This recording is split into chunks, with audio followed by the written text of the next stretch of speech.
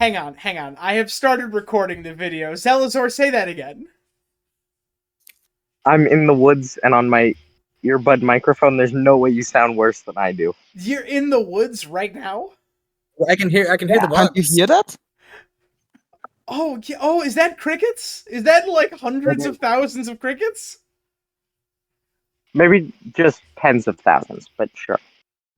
This is amazing and also kind of ridiculous. Hello. We are doing one of our fun silly videos. Where we Unless I'm killed by a bear. I didn't catch most of that, but that's totally okay. This is a resolutions update video. We have a number of individuals who are who have joined Zach, Zeb, and I in the resolution poll this year, and they're in the call right now, including Zach. Hello, it's me, Zach. Including from the club. Reddist. Oh, sorry. Hello.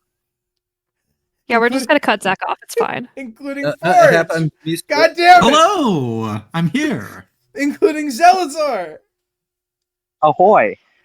I believe we are missing Zeb and Captain Time because they're both nerds. Also, So is everybody else is here, but the good kind. yes, they're the bad kind of nerds. Also, in Yeah, this we're talking about you, Willy Wonka. Yeah.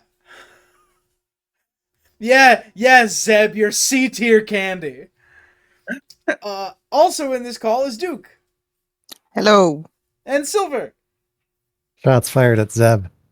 They're just in the back hanging out. That's the peanut gallery. They're gonna laugh when someone says particularly funny things. Which you'll cue us in on, right? We're doing our resolution update right now. We are going to be talking about our resolutions, discussing how well or poorly they have been going, and discussing the possibility of either an editing period or a stimulus package, as we sometimes do midway through the year. My group of friends who I do this with, we talked about a stimulus package, and then never followed through on it, which is a shame because one of my roommates probably needs one, but he's just kind of accepted that he has different priorities at this point of the year. But to steal the microphone from you, Tom. Yeah. We sometimes do a stimulus package when we're nearing like the halfway point or are past it. If everybody's having a really tough time, the first year I did this with friends, not just by myself. A little thing called the coronavirus pandemic happened. You may have heard of it. What is that? It really took a lot of opportunity out of our ability to do some of our resolutions. A lot of them required things like going to conventions or and going talking outside. to other human beings, traveling on vacation, just things that you were not capable of doing. Yeah, so some of them involved personal social interactions with strangers. Yep. Oh, yeah. Oh, plenty of them, actually. So we had a stimulus package where everybody got 2 new ones, or it was 4 new ones the first year. And then I think we bumped it down to 2 in subsequent years. So we'll talk about that. We'll discuss it over that. This is, of course, a game by committee. It is the Wild West. Anything can get vetoed at any time by people opening fire on the rest of the crowd.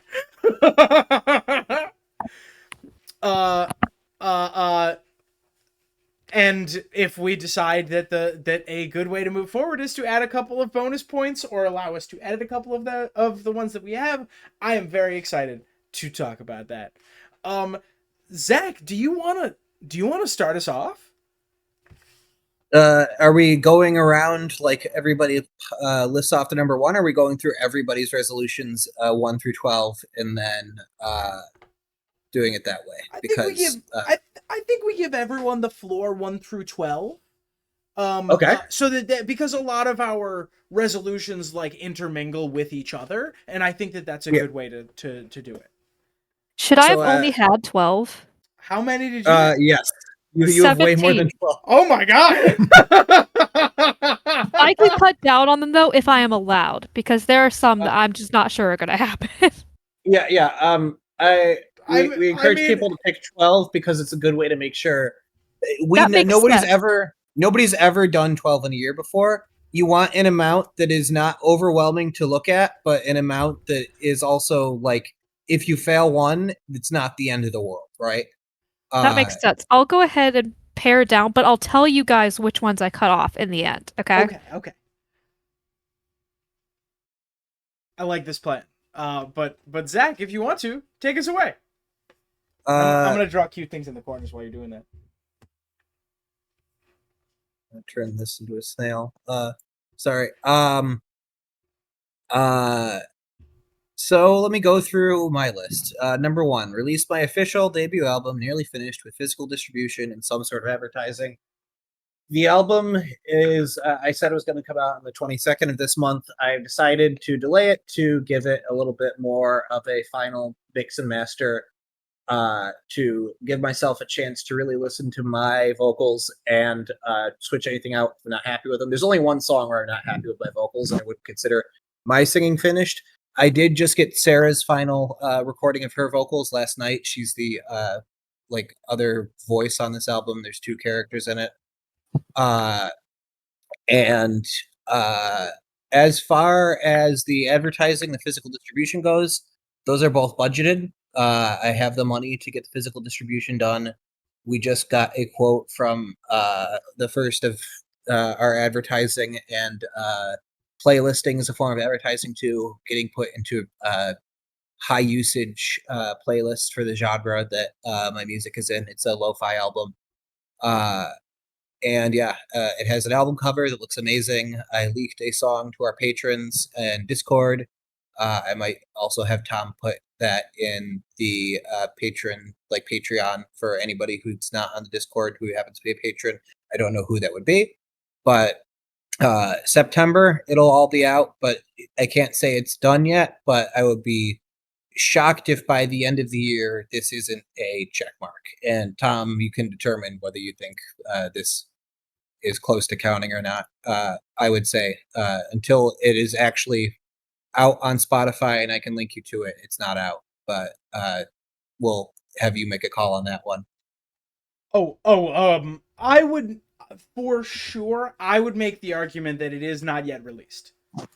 Yeah. Right. It's done, but it's not released. The day when we can pop champagne and say Zach sold a copy of his album, then I'll say it's released. Yeah, that's fair. I want to see you have a receipt that says a person bought it. Yeah. By the way, it only takes about 400 albums sold for it to chart on the Billboard Top 200, which is so stupid, by the way. Yeah, because nobody buys albums anymore, and streams count for so very little. You streaming it a lot will help. So if you don't want to buy it, but you like listen to it like, I don't know, 20 times, that will help. But I will be selling this bad boy for what I believe will be $10 for 11 songs. So you get a discount. You get a 1-song discount if you buy the album instead of just buying every single song. If you and a friend buy this album, you will get it so much closer to charting. And if it charts, I can probably get some sort of like record deal that I will spend the rest of my life trying to complete. All right, Zach, I'll see if I have the money to buy 400 copies of your album.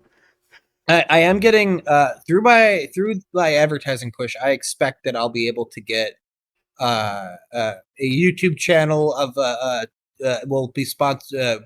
We'll have a video sponsored soon by the album that has in the high 10,000s of subscribers, as well as the Hearts of Iron 4 mod that I work for. I anticipate that their server, which has about 10,000 people in it, I might be able to get a ping at everybody.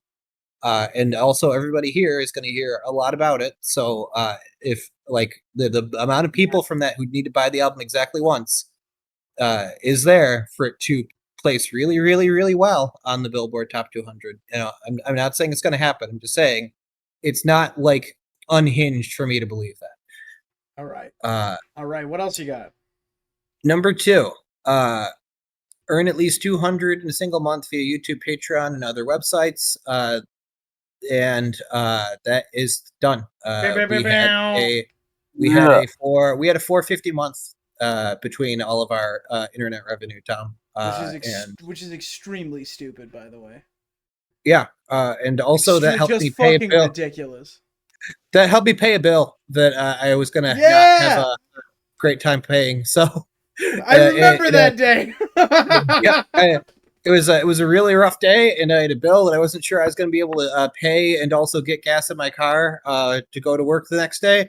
And then that payment came through, and it made things a hell of a lot easier. Yeah. And that is done by all accounts. Nobody can dispute it. It's done. All right. So write those points down. How many points did you give me for that? I don't know because I don't have the. Hang on. I will tell you how many points. I'll tell you how many. Yeah, continue. I'll tell you how many points. Number 3. They'll perform a full set of different songs, 90 minutes plus on bass, and then while stopping, short breaks between songs. I've been practicing a tiny bit here and there. I've been busy with work. It usually gets busy at this time of the year, so that's not shocking. This is one I was planning to hammer out in the back half, the back quarter of the year, anyways, because it's easier when you just focus this, and I want to get the tougher tasks done first. This is always going to be a back burner resolution, whether it gets done or not. Number 4.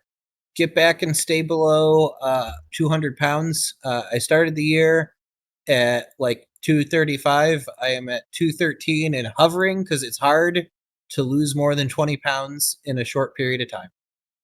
And that's true of everybody who has a weight loss resolution this year. It sucks. You're going to reach the plateaus. Big facts. I've been in this plateau. I've been in this plateau for 2-ish weeks now, and I anticipate that I'll get out of it eventually. I've been drinking a lot less, except for tonight, where Tom died too much in Hitman, to the detriment of my waistline and liver. Tom died just enough in Hitman to finish 2 missions. You know what? That's one way of looking at it. I'm not going to say who's right. Yeah, that's where I'm at right now. But I'm hoping that I've got until.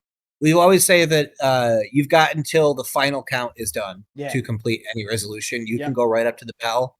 I know my friends and I are going to meet probably the weekend after New Year's. So that would be, we might do it on either the 2nd or the 9th, depending on what everybody's schedule is good for. So we will see. I am looking forward to it, but I have months to push past those last 13.1 pounds to get to 199.9. And I'm hoping to get lower than that, but for the purposes of the resolution, it's 13.1 pounds to go. So I think I can do it. 5, write and direct a short film and a music video. Music video is going to be a top priority after the album's out, because music videos help with people engaging with and liking your music. I'll have to talk the co-vocalist and album artist Sarah, who helped make this album through singing the part of one character and doing the art, is a incredibly talented animator as well. You should check her out, Sarah Gagan, on YouTube and Twitter. I might talk to her about a potentially music video. I don't know what the budget would be, the scope or scale for that. And then I would be able to write and direct, but not do too terribly much of the animation. I don't know if that would count, but I did say write and direct and not do all the work of. So that'll be worth discussion if I ever do it. I do have a plan for a live action music video and for a short film, but they're very rudimentary, and I don't know if I'm going to get there. Especially with how much I'm working. 6, create a vastly improved version of Smoke-Filled Room as a board game, and also create a sub-mod for the Hearts of Iron 4 mod that I work on to get some game development on my belt. So the interesting thing is I did some coding adjacent things on a different Hearts of Iron 4 mod. I don't mind saying the name of this one because nobody could possibly be upset about it, unlike the other one, which is this is Iron Curtain, the Cold War total conversion mod. I actually am a pretty decent part of the USA political writers team. I wrote some of the presidential cabinets and actually like watched like slot them in ways they could be coded into the game. I don't know if anybody would count that as like a close enough of a parallel that they don't care. I don't know if anybody here has enough Hearts of Iron 4 knowledge to dispute if I just lied and said they were the same mod, but I am too honorable to do that. But that you could say is close to being done. As for the board game, I have not made a physical version. I do plan on updating it for Tabletop Sim and playing it one of these days. I have actually had requests. Apparently, people want to play this game. So I really do want to update that for Tabletop Sim in the near future. I can say with authority that it is a very good game. It's a very good game. The problem with it right now is that the person who can filibuster the longest usually wins. And I'm looking to make rules that fix that. Just like real life. That's you know what? I'm not going to say it's inaccurate. The loudest, angriest person in the room usually wins. Much like real life. Visit the graves of 20 people I admire. I am up to 5, and I have not been pushing super hard on this resolution because of time constraints and monetary constraints, both of which should ideally go away by the end of the year, which I intend to rush this one as well. I visited the grave of my grandfather, Ollie, when I was back home. And then while I was back home, I shot up to Rochester to see the graves of Susan B. Anthony and Frederick Douglass. I forgot to post those to my like progress channel in my friend group's resolution server, so I should do that. And before that, I went and I posted these ones also in the Inc. server. Benjamin Franklin and his friend, I believe Benjamin Rush, who were obviously, we all know who Ben Franklin was. Benjamin Rush was a good friend of Franklin and also a very early abolitionist. So someone I have a lot of admiration for. So that's 1/4 the way done. And a trip to Arlington is on the schedule this year. A trip to Arlington should easily get me to like 12. Tom, you've been to Arlington before. You can confirm. Yes, although it is hot, miserable, and in my opinion, ugly there. So I wish you the best of luck. They literally did just bury everybody in a swamp. It's terrible. That's an awful place. Oh God, like it's like there are 2 pretty buildings and so much field. Oh my God. Like, yeah, if you are going there for the purpose of paying respect to specific individuals, there's nothing wrong with it. If you are going there as part of a history tour, I do not recommend it. And I would say, yeah, don't. From what I've heard, it's really big, and like, there's only a couple places you'd want to go, and also it's miserable during the summer. Yeah, because everybody it's packed and it's like really, really hot. I'll be going not during a trip during the fall, so hopefully it should be a little bit better. Although I anticipate it will probably be really muddy. Dad. If you're back, sorry, no, go ahead. I was just gonna say, if you're back and if you head back to upstate New York, Harriet Tubman's grave is not that far from like Susan B. Anthony really? and yeah, Douglas and stuff. It's up in Auburn. Oh, nice. I'll have to add. I didn't have her on the list. I could add her to the docket. I do plan. I didn't get. I've been to her grave before, but in Buffalo, Shirley Chisholm is buried. I visited the grave before, but I'd love to go back. She's great. I have my campaign pin collection next to me, and it took forever for me to get a Shirley Chisholm pin, but I got one. I try and get I'm trying to complete my 70s Democratic primary candidates collection, except for, well, there's one exception who you can probably guess that I'm not going to buy a pin for, but yeah. Hey, I have a Nader pin somewhere. Actually, I think I have a Nader bumper sticker somewhere. I have a Perot one too. I don't have a ton of third-party ones, because they're not super common. Paint all my Sorry, I'm gonna roll on to the next one.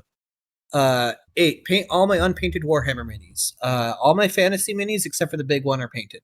For the 40k, it's the opposite. I painted the really, really big one. It's a custom Luda battle wagon for my orcs, and I painted Luda. I've painted none of my just regular orc models. I'm gonna start trying to put them into my rotation of things to do when I'm bored and stressed, because painting is actually quite relaxing. Number 10. Contribute 10 more high-quality original songs to the soundtrack of the Hearts of Iron 4 mod that I make music for, whose name I will not say to spare the comment section. It's done. I submitted my 10th one, and it was approved just a couple days ago. Let's go! I have just this year, I think, more than doubled the amount of music I have in that, and I think if you boot it up now to this day, I still have the opening theme. It won't be for very much longer, but if you were to play this mod for the first time today, your first introduction to it would be with my song Ugly American as the opening track. And that's neat. I like that a lot. And that's one of my better songs, I think. So I'm very happy about that. Number 11. And take us home. Create an album of high-quality originals and an album of high-quality covers. And Tom, here's where we get into something we could dispute. Okay. By some definitions, I've done this. It depends on your definition of create, and that is going to lead to like some debate here. Okay. What I meant by this was I was going to make all the instrumentals and things I needed so I could get into the like polishing, finishing up stage of my next release for my professional musician name, Datura LaCroix. But I released something on my DJ Zoda channel that it's called The Graveyard. It was a bunch of abandoned projects that I dug up. Some of them I touched up, fixed a little bit. And some of those projects, or at least one of them, was entirely encompassed within this year. And a couple of the 2022 ones I was doing work on earlier this year, and then just realized I didn't want to finish that particular project. I did release that. It's out on YouTube, and it was created this year as an album of like outtakes. I don't know whether you consider an album of outtakes, all of which are original songs, to be a album of high quality originals. And the album of high quality covers is the sort of opposite situation. I have made all the covers. I plan to sing over them, which is the only last step, but I could release them just as instrumentals, and actually a good handful of them. At least 4 of the like dozen or so, I plan on just releasing as instrumentals without any voiceover. A couple of them are covers of video game songs. For some spoilers, anybody, I know we have a lot of Minecraft fans in our audience. I did a cover of Wet Hands for this cover album, so hopefully you all really enjoy that. If you like Undertale, Omori as well, you're probably gonna like those ones that I got on there.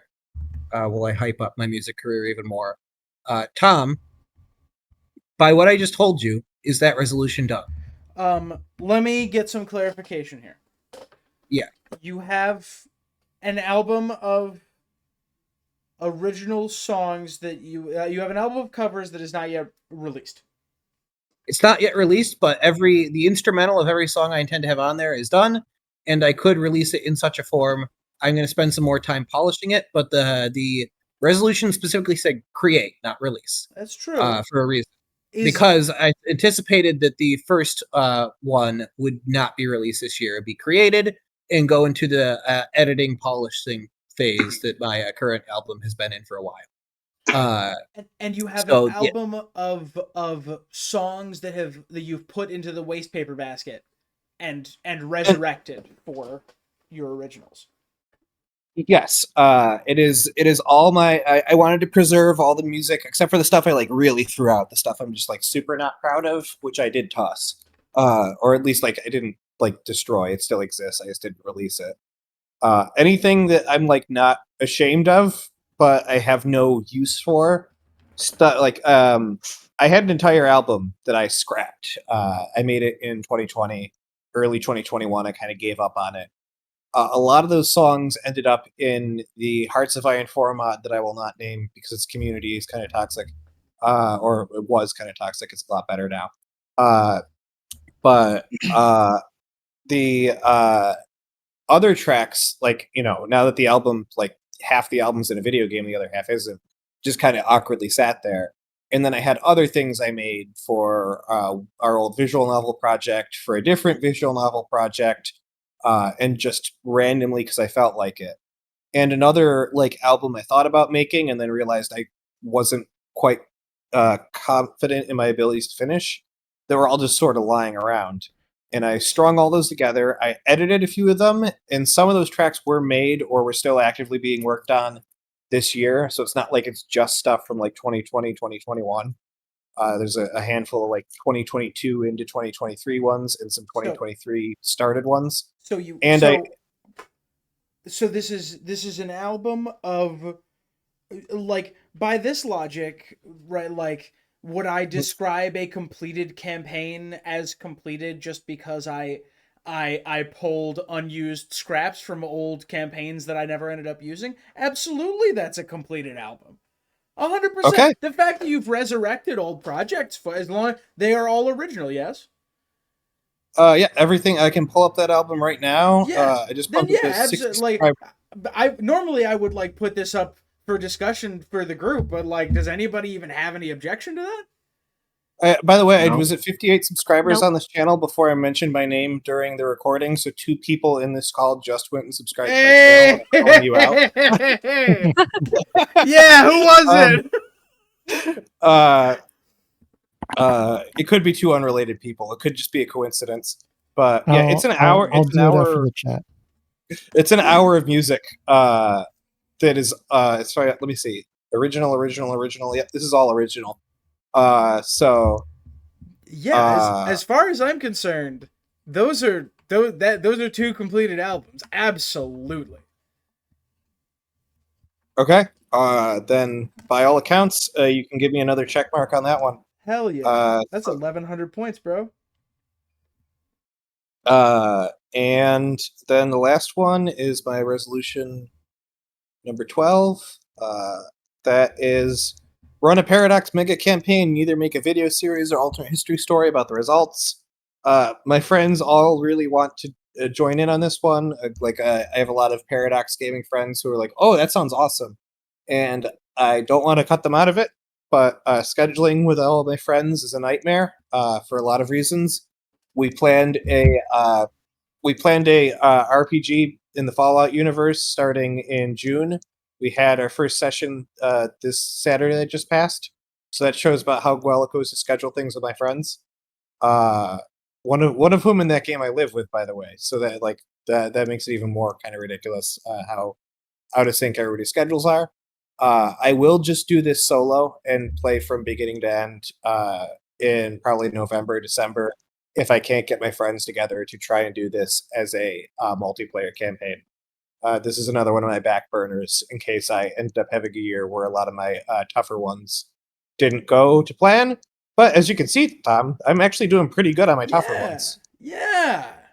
Nice job, dude. I think this is fantastic. Do you have any final thoughts, or does anyone have any questions about anything on Zach's list? Questions, recommendations, memes? What is a Paradox mega campaign? Ooh boy! So Paradox is a strategy. Like they make strategy history games. Hey Zach. Hey Zach. It's Stellaris. Zach, I'm Yes? gonna need you to get your computer all the way up off your chest. God damn it! I thought I could get away with it. I'm Paradox the only one is- who can tell. It only bothers me. I can tell. No, I've heard it and it's bothered me before in recordings. Oh my god.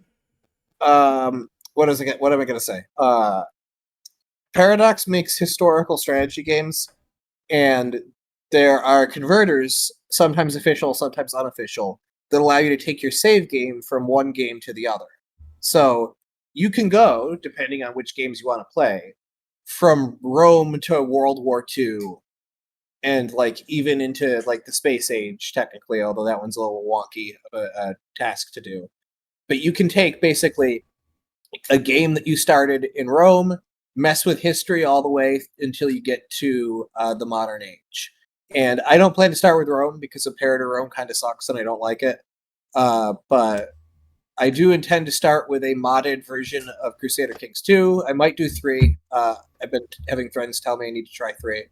That starts at the Age of Migration right after the fall of Rome and goes all the way through that mod, through base game Crusader Kings 2, through Europa Universalis, which is the age of exploration and the beginnings of like the Imperial Age, through Victoria 2, which is the Victorian era and like high imperialism. Through that takes you to World War One, and then World War One ends. Victoria 2 ends in 1936, which is the starting year for Hearts of Iron 4. And the Hearts of Iron 4 mod gives you like a custom country tree that allows you to go down basically a different path to make your country do all sorts of wacky things.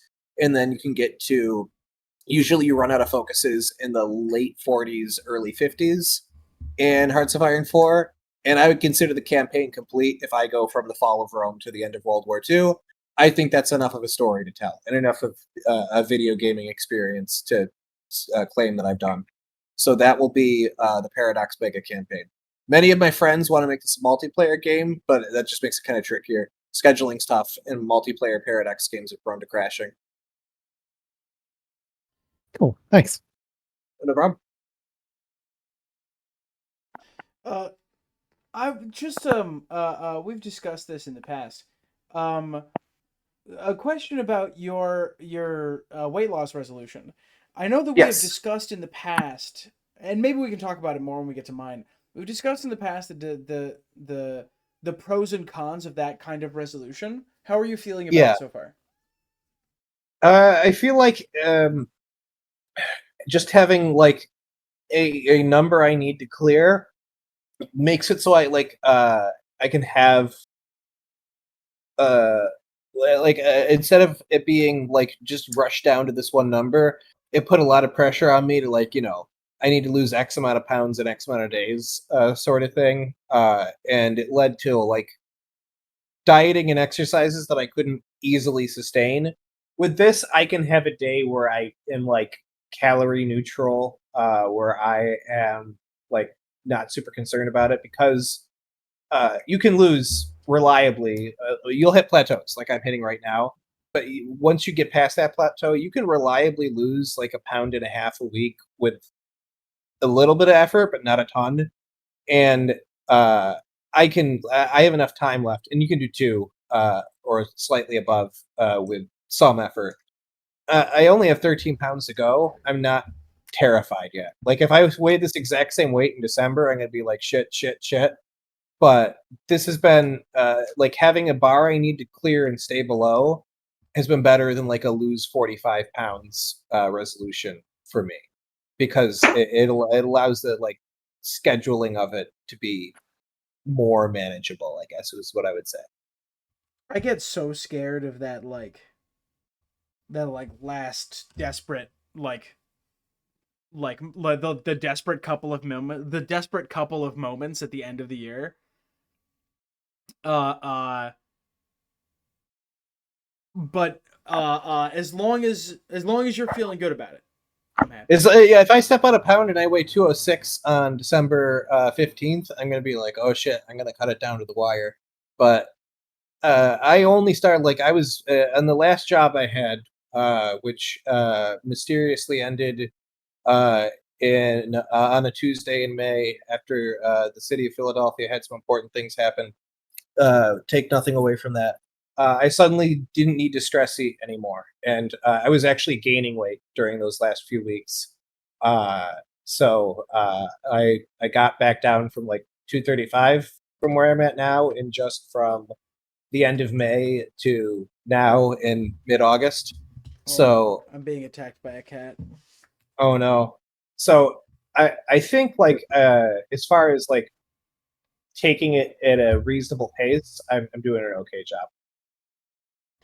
All right, Zach, you're 2600.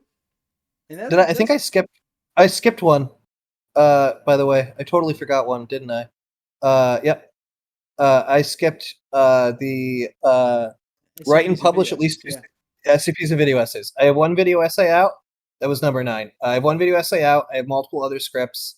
I have not written any SCPs. I touched up an old draft and haven't gotten around to it. That is another one I might try and do off the back burner at the end of the year. I completely forgot about that.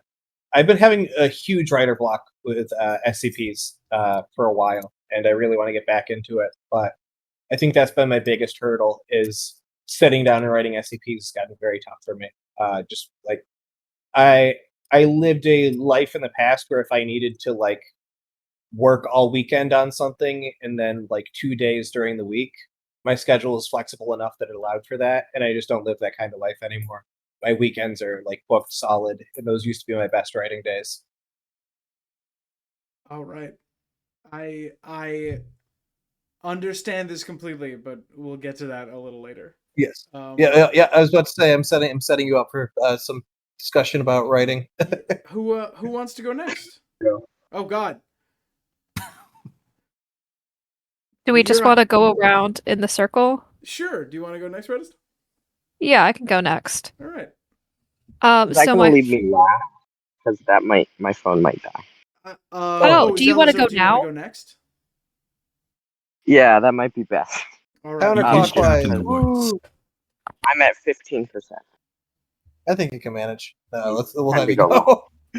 Yeah. Um, I'll go ahead and write down your scores. I don't know if mine were ever numbered. I don't think I ever gave myself Interesting. scores for all of them. Well, any then of them. I guess we're doing that right now, aren't we? Sure. All right. Go right ahead.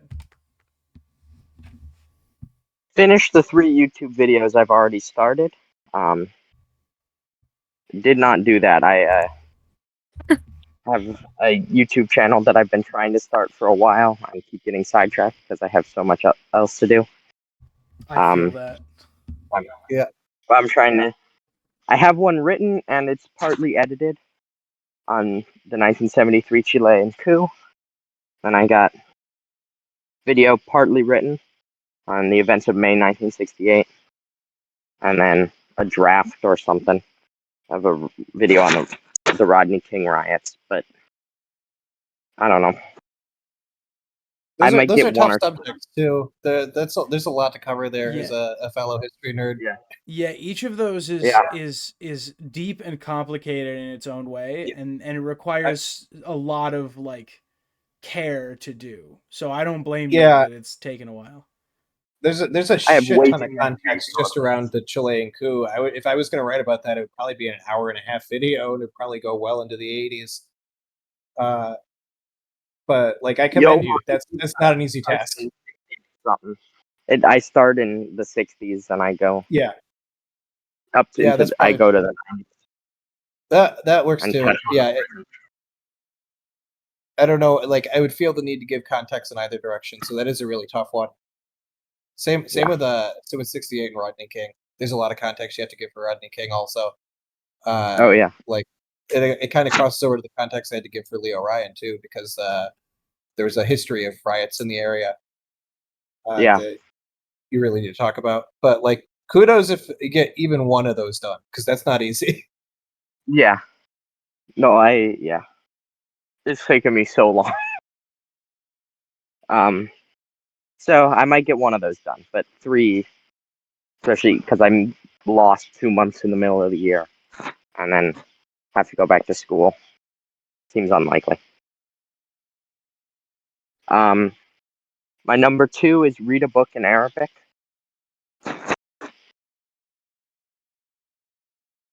I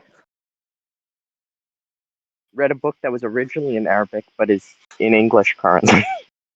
I read it in English. I don't think that counts. But I've been doing my Duolingo, and I'm going to start Arabic lessons again in a little while. So hopefully soon I can finish that one. That one's plausible.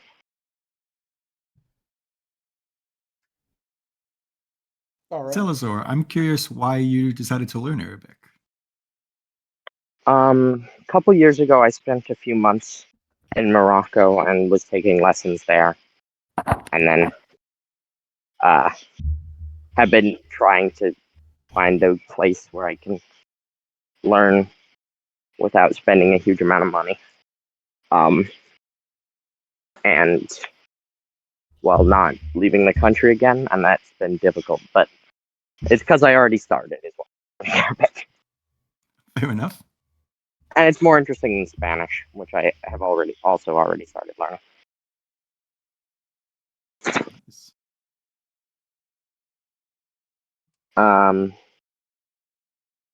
Where did it go? There we go. I Found find it number again. 3 very interesting. Send the Eisler's plot pilot episode script to a studio. My mom and I wrote a pilot episode for based on a true story thing about some German communists who end up causing the Hollywood blacklist. But there have been various problems with that. It could still happen. We could still send it out, but Yeah, what kind of I problem? don't know. I feel like there might be a new appetite for that because Oppenheimer just showed like Oh, that's like true. McCarthy era dramas of people being accused of political beliefs they may or may not hold are really hot right now. That is actually a really good point. We probably have to do another revision of the script before we send it out. But yeah, that's possible actually. I'm about to identify with so many of these things. Oh yeah, I have so many writing projects. Okay, number 4. Finish the 4-fingered salute, the intentional walk, and the art of giving up. I've done a bunch of work on that, but I have to interview some people. It's a book about baseball statistics, or a singular baseball statistic. And I'm gonna try to reach out to some of the pioneers of intentionally walking people. But I haven't done that yet, and that might take a while to set up. I don't think I'm going to finish the book this year, but I have made. You might be able to get a forward from Nate Silver. Yeah. Probably not. Obviously not. But I will reach out to various Pittsburgh Pirates, and maybe Atlanta Braves. Although I really don't want to talk to John Smoltz.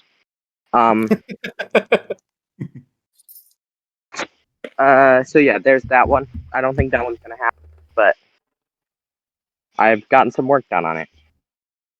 I'm holding up a thumbs up, but nobody can see. Finish Dare to Be Stupid, The Virtues of Telling Lies, Being Wrong, and Knowing Nothing.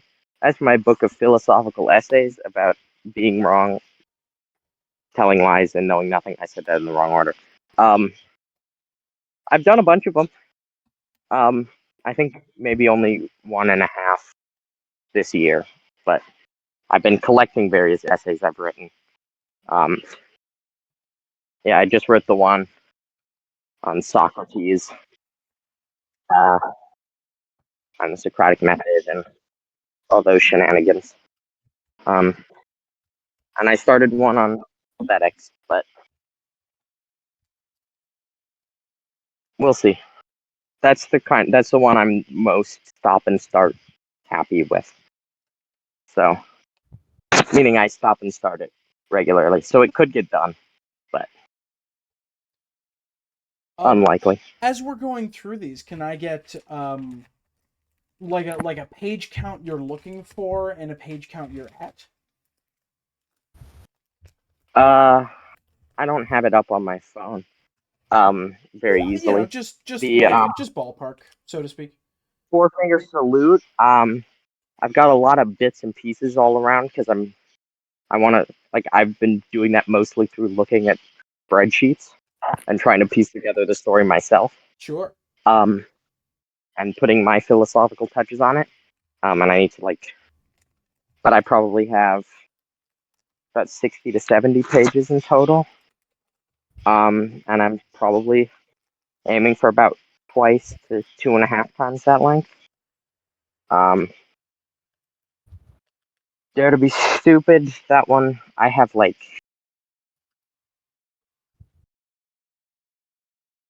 half of the essays done. I have no idea how long some of them are going to be. Sometimes they Yeah, are sometimes only it's like that. they only ended up being 3 pages, and sometimes they balloon out into 10s, 20, whatever. Again, with that, I sympathize. Sometimes you intend to have something that's 9 pages and it ends up 50 pages, and sometimes you have something that is supposed to be 100 and ends up being 6. Yeah. The next one, finish a draft of The Wind Blows. I think I just started writing this when I made the resolutions and very quickly ran out of steam. And so, it was supposed to be a novel, but I think I have currently 3 pages and don't know what I'm doing with it. So that one may just sit in my Google Drive for a long period of time before I come back to it.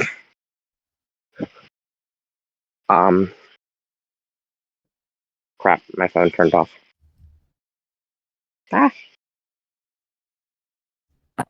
Next we Lost have it again. is it Grand Hotel Abyss next? Oh yeah, that one's my favorite. That's the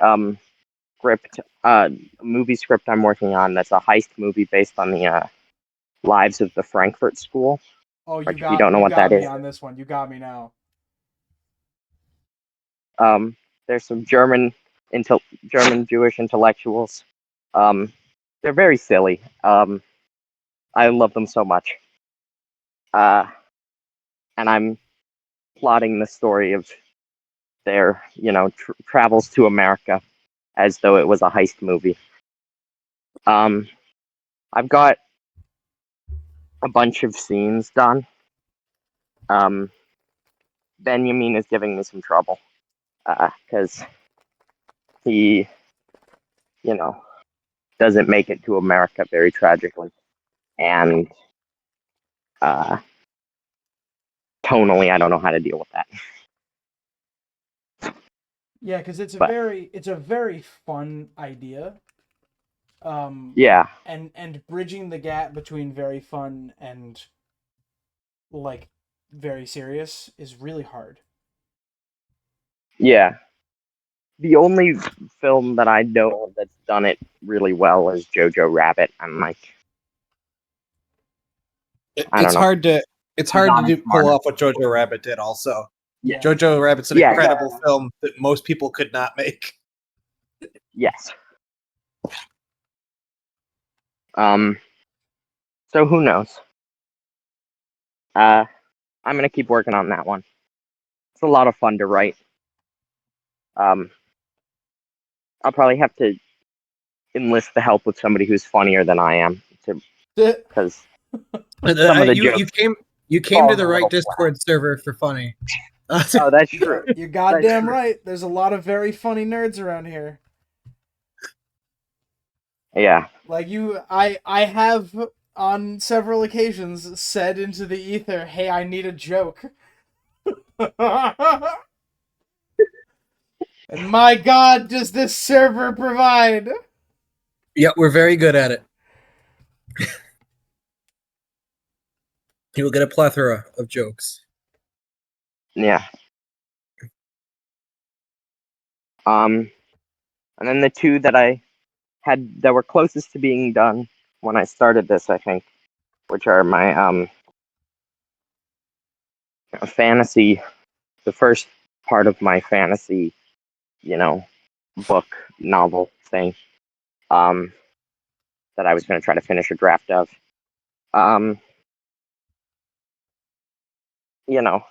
Call me George R. R. Martin, because I don't know where this plot's going to go. But I'm having fun with it. Got some fun ideas going on. I'm liking a lot of the world building stuff, and at least half of the characters I think are pretty interesting. But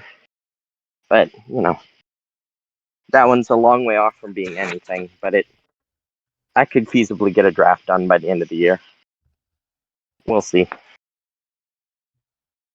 Depends on how smart I am. And then my probably short film that is a little too long at the moment, called A Very Queer Thing, which is misnamed because it doesn't really have anything to do with queerness. Because it's a quote from Marx about commodities. The movie's like a horror thing based on Marx's theory of commodity feminism.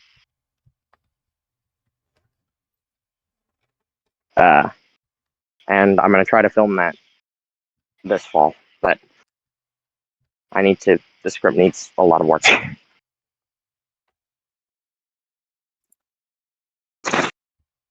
I think I thought I had a finished script when I wrote this, because it doesn't say anything about writing it. How young and naive I was. All right, so how is the script on that one? It's probably about 10 to 15 pages too long. And I think I need to add another character to be able to shorten it, which is I need to have somebody else there to be able to do a thing. It's complicated. It's very convoluted. I need to add another character in, which could mess up the length again. I wish I could have written you a shorter letter if only I had more time.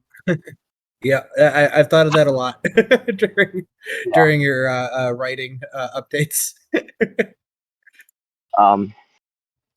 Yeah. Then write a second episode of Nice It's Sinister. That's a thing I wrote for a class.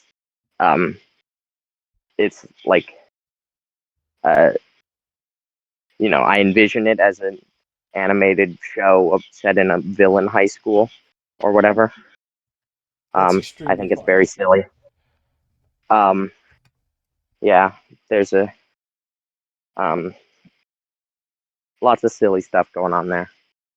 The first episode has a lot of good jokes that I'm very proud of, but I don't see myself writing a second episode anytime soon.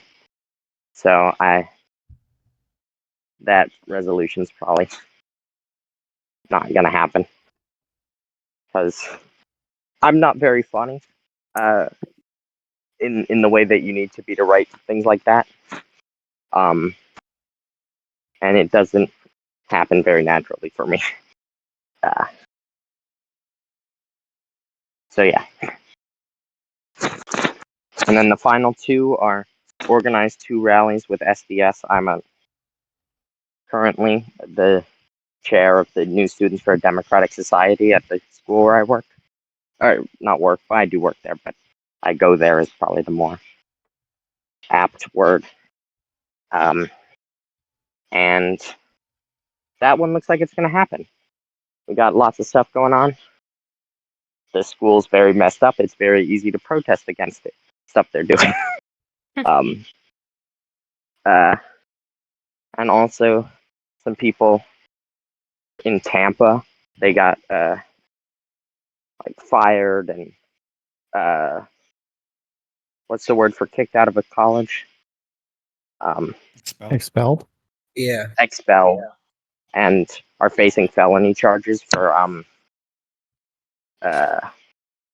protesting against the diverse, the way that the Florida government is attacking diversity in education. And they're going on some speaking tour. So, and they'll probably come to the city where I am to do that. So that's one rally right there. And then probably do something else. We've got some other things on the burner.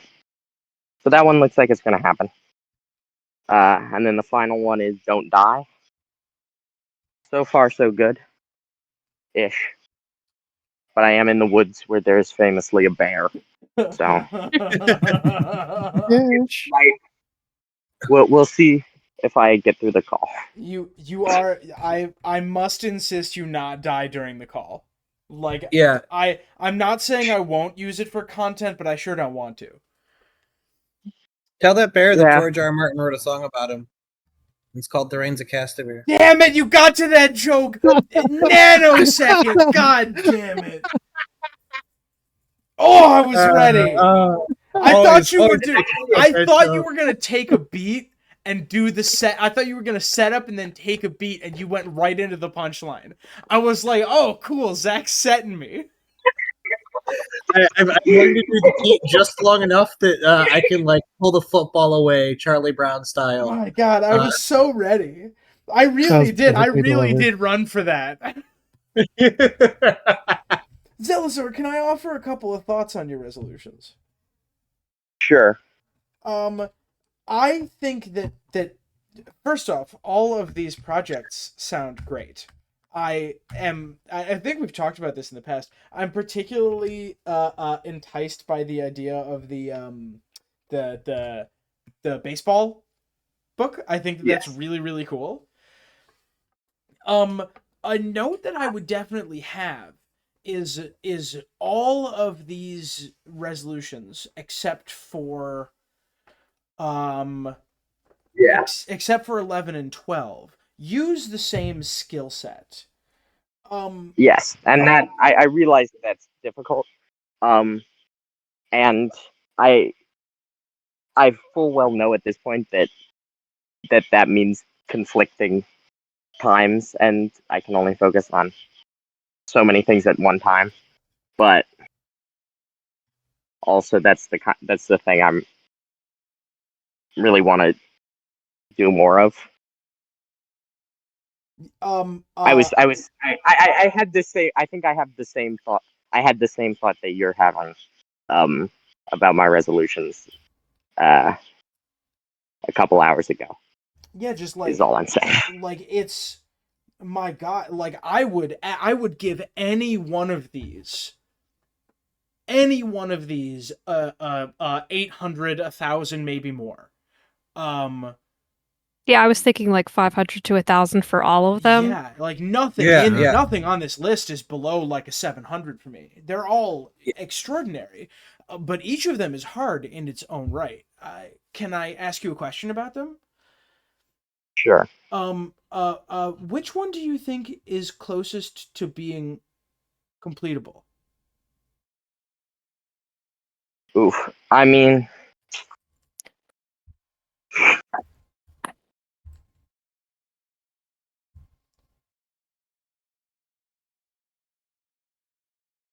well, I think I can get one YouTube video out in the next month.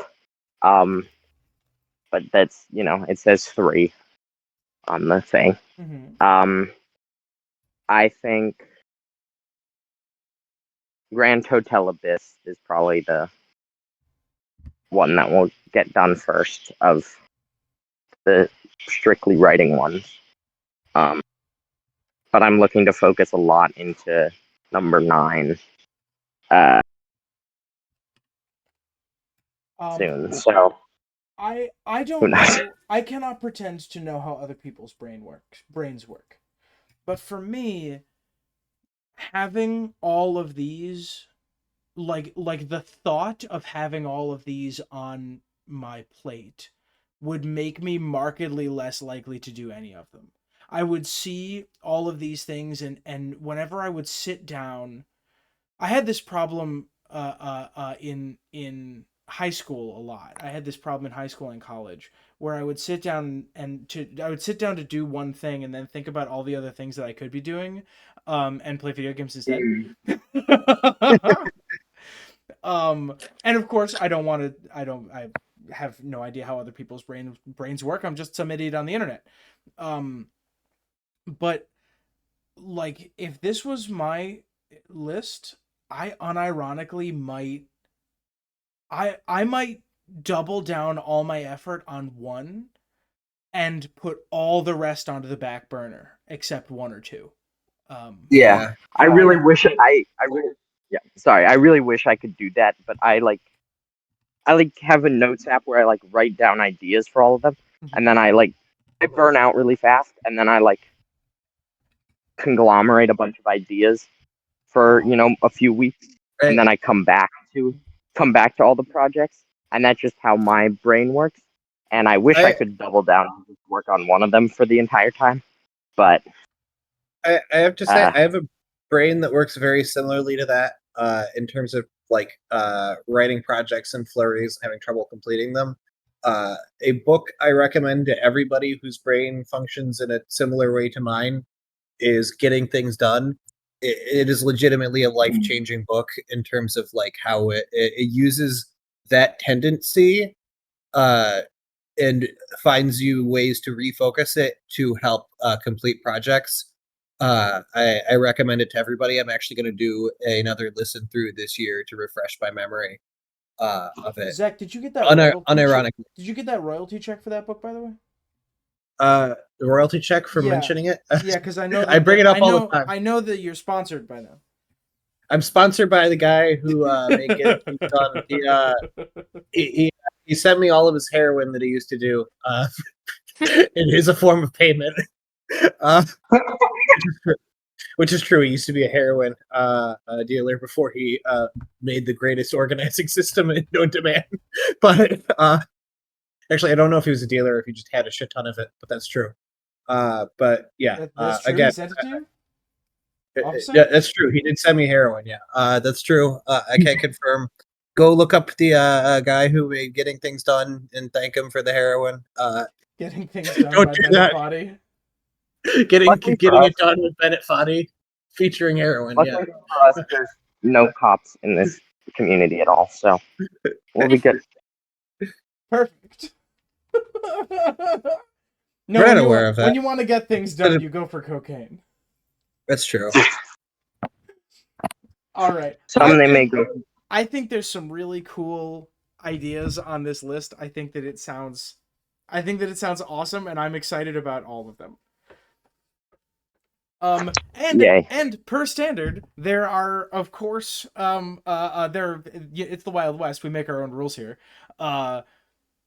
You can do partial, if you have down, get 3 videos done, and you get 2 videos done, you're not walking out with 0 points.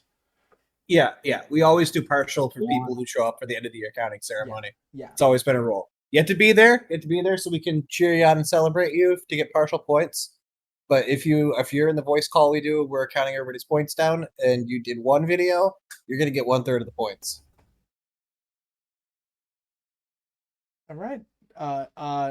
Anybody have anything to add or anything that they want to chat about? I have a thing to add. Yeah. Zillazor, you mentioned that getting one of these books done would depend on how smart you are, and that is probably not true. You're probably more than smart enough to get the books done. I'm sure that there are plenty of other reasons why one of these books might not get done. Yeah. No, I mean it's more about how quickly I come up with the idea that will solve the various problems that I'm having. In terms of getting it done within the year. But Zellazor, I'm curious if you have your YouTube channel all set up and everything. I do. It's called Recent History Explained. Got a fairly ugly looking banner. I will send it into the thing.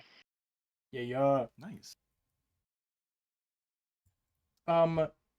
this is something that I always like to say. This is a this is a game, and I know that I put a lot of my I put a lot of myself into these things, and I feel very strongly when they don't get done. This is not just for you, Zelzor. This is for everybody. Please remember that if you don't get things done, we will still cheer for you, and you are still fantastic, even if you haven't managed to. Even if you have gotten to 202 pounds, we still like you. Yes. Tom, I would like to bring up one of my favorite things that happened during Resolution Bowls past is you went super hardcore to get good at competitive chess.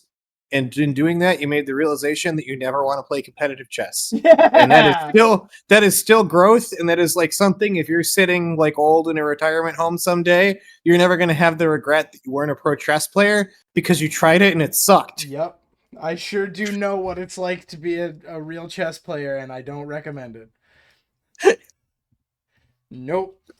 I put in the effort to raise my elo by hundreds. I increased my elo by a lot. I put in the training, and it's not worth it. I decided that it wasn't for me, and that's okay.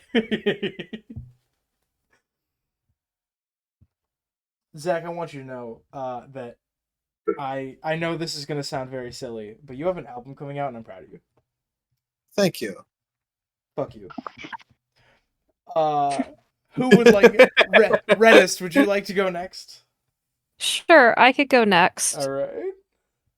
Okay. So my first one was to publish a book, and I haven't done that yet. The book that I think is going to be published it's a book of poetry called Poems for Redacted. Nice. It's just about a relationship that I had. I've sent it out to a couple of places, some more likely than others. But I haven't gotten any responses back, which is not a bad thing. You know, especially in the publishing world, like sometimes it takes them months and months to even look at your submission. So I'm counting that as a good thing. I'm counting it as a good thing. My second one is to get 5 poems published, and I'm at 4 out of 5. I've got 1 published in Pine Mountain Sand and Gravel, and 1 published in The Curious Nothing, both of which should be coming out later this year. So I'm doing well in that one. Get a job in my career path. This one. So my goal is to either write for a living, edit for a living, or teach college for a living. And my assistantship that I'll mention in the next one is tutoring college students in a writing studio, and I am being paid. It is a job. But I don't know if that counts as getting a job in my career path, because what I meant by that was I meant like, oh, I'd like to have an internship at a publishing house or something like that. But so I'm not sure if this counts, especially since I gave it 1,000 points. You know? This is an interesting question. I think that so you say your career path is either in literature or academia, and I think that is certainly a stepping stone on an academia career path. Okay. Yeah, I would anyone disagree? I think that's an interesting question, actually. It sounds like it would look good on a resume for either of those Yeah, for career sure. paths. Right, like you want to if in future you are looking into getting a position as like an associate professor, that is absolutely one of the things that they would reference. Okay. So that one's 1,000. I think I just gave that too many points then. The next one was to get an assistantship for grad school, which pays for all of my tuition, and I did do that. That's the writing tutor thing. the next thing, and this is another one I have a question about, is plan a wedding, because my wedding's supposed to be in September/October of this year, and we've moved it to September/October of next year because so we planned to postpone it. Well, by that logic, you could plan it every year. That's true. That is Infinite true. Maybe points. I should do this forever. My wedding, being married doesn't actually matter. What matters is winning Resolution Bowl. Yeah. Now you're getting it. Here's the question. I'm sorry, honey, we can't get married. I need the points. I'm, The I'm point- sorry, sweetheart. I'm only up by a couple hundred. We can't do it this year. Maybe next year. Maybe next year. So I don't know. I think I'm gonna leave this one, and I think if I get more of the actual wedding planned, because you want to like pick a date and stuff about a year out. So I think if I get more of it planned, then we'll say that I've done that one. But I think just planning to postpone it's probably not enough. I think you Oh. said plan a wedding, right? Okay, no, I So said do you know plan anyone wedding. else? Plan Okay. wedding. I see. Presumably the wedding. Now, of Right. course, like that you could fulfill that by planning your wedding, but you could also fulfill that by wedding two plans together. Oh, I might Yeah. do that. Yeah, if you engage in some planned wedding, you could. That also absolutely that would fulfill that for sure. You could I might do also you could also plan something in the Berlin district of wedding. Oh, I there would it love is. to. Mhm. Classic. Yeah. Duke, you That- scared me. that I classic fully exploit. forgot you were in the call. Yeah, I'm muted the entire time on doing pixel arts. Yeah, Oh, is those that are you? fantastic. This is so cool.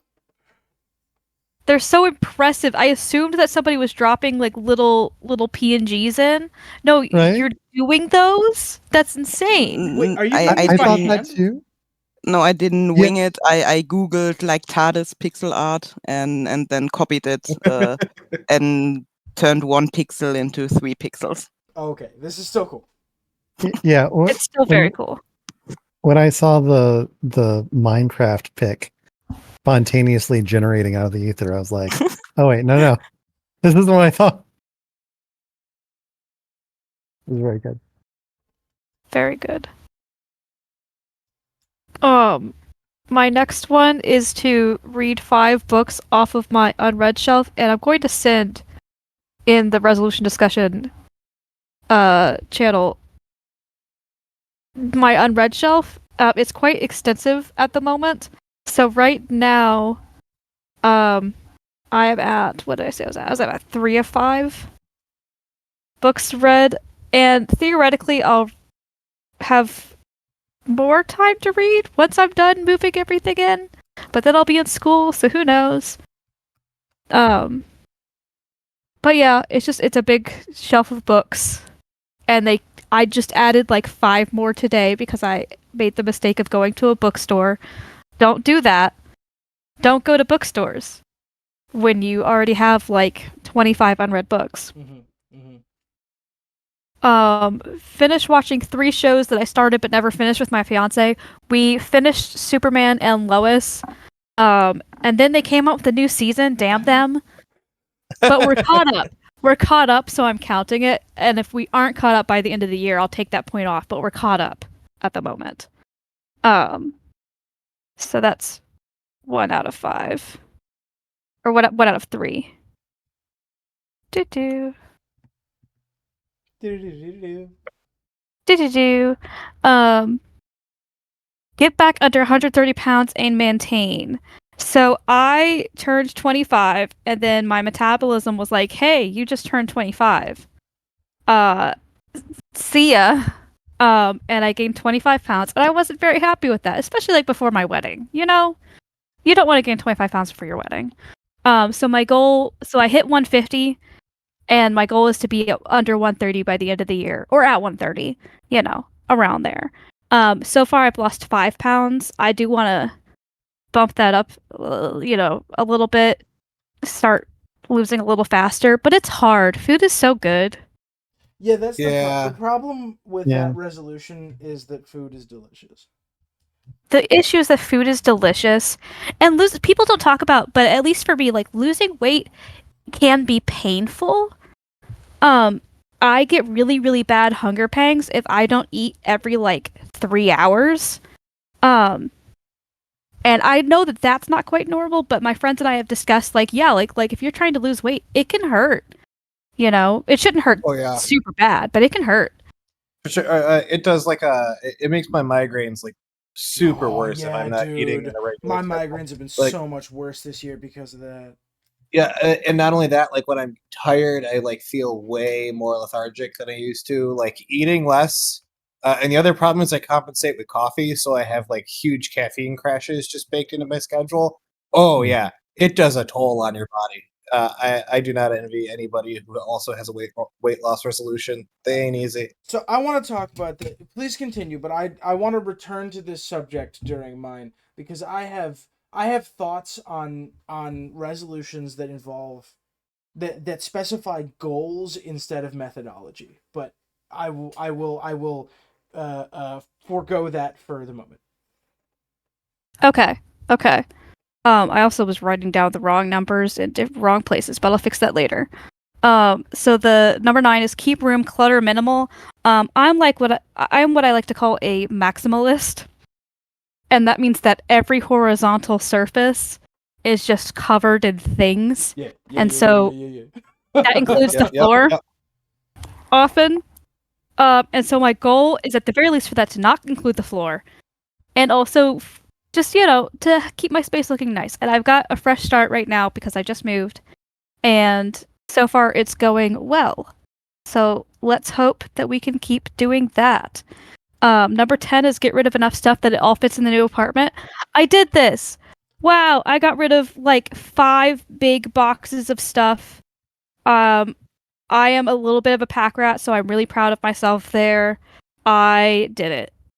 Yay! Ooh. 11, I combined 2 since I had 17. I combined 2, so I had see friends at least twice a month before moving to Georgia and twice total after moving to Georgia. And so I'm going to say that I'm halfway done with that because I did the first part and I haven't had a chance to do the second part yet because I moved here like a week ago. And then number 12 is I want to finish reading one full comic run that is already completed and it must have at least 10 issues. And I haven't done that yet. I started Brightest Day and I started DC Vampires. And I think I'm going to be more in a DC Vampires mood as fall and Halloween approaches. So Totally I'll probably end up going with that. And the ones that I cut clear credit card debt because, oh my god, that's hard. That's not happening. yeah. Cook an actual meal at least one night a week. I haven't kept up with that specifically because I've been moving, and I'm forgiving myself for that, but I'm also taking it off the list. Excluding special occasions, eat out no more than once a week. I just haven't been keeping up with it. Get a new job. I did, and I think it was a bit too easy, and it was a bit too close to the other one. And then be caught up with Nightwing, with the Nightwing comic run by the end of the year. I'll probably do that anyway, but I needed to get down to 12. So, yep, those are Entirely mine. fair. Sorry, somebody. Since you said you wanted to read an entire run of comics, I'm contractually obligated for my other sponsor, Gotham Central, to recommend that. You've already recommended Gotham Central. It's so good. It's really good. I can't stress how good it is. Sorry, contractually obligated. I'm gonna get a check from Greg Rucka very soon. I have a question. Sure. You are in the query process for your book now, is that the case? Yes. Can you tell me what your experience has been like so far? So far it's been a lot of writing cover letters and not, like I said, I haven't gotten a single response back. But like I said, I don't think that that's a bad thing. Because I haven't gotten any rejections for the book.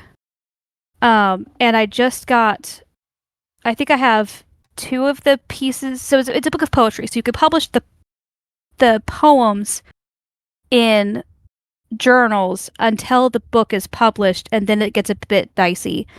But you can do it that way because then you're publishing the collection, not the poem itself. And so 2 of the poems that are in the collection have been published now, which tells me that they're not like the collection is that terrible.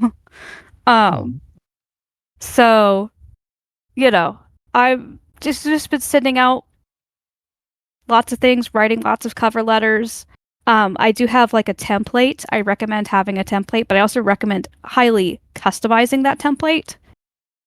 And then double checking to make sure that you did not leave a prior publisher's name somewhere in the cover letter template, because I've done that not for in the publishing world, but I've done that for a job, and I was like, ooh, maybe that's why I didn't hear back from that job.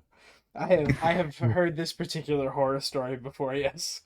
Of a yeah. person who queried like 24 literary agents and left the first person's name in every line.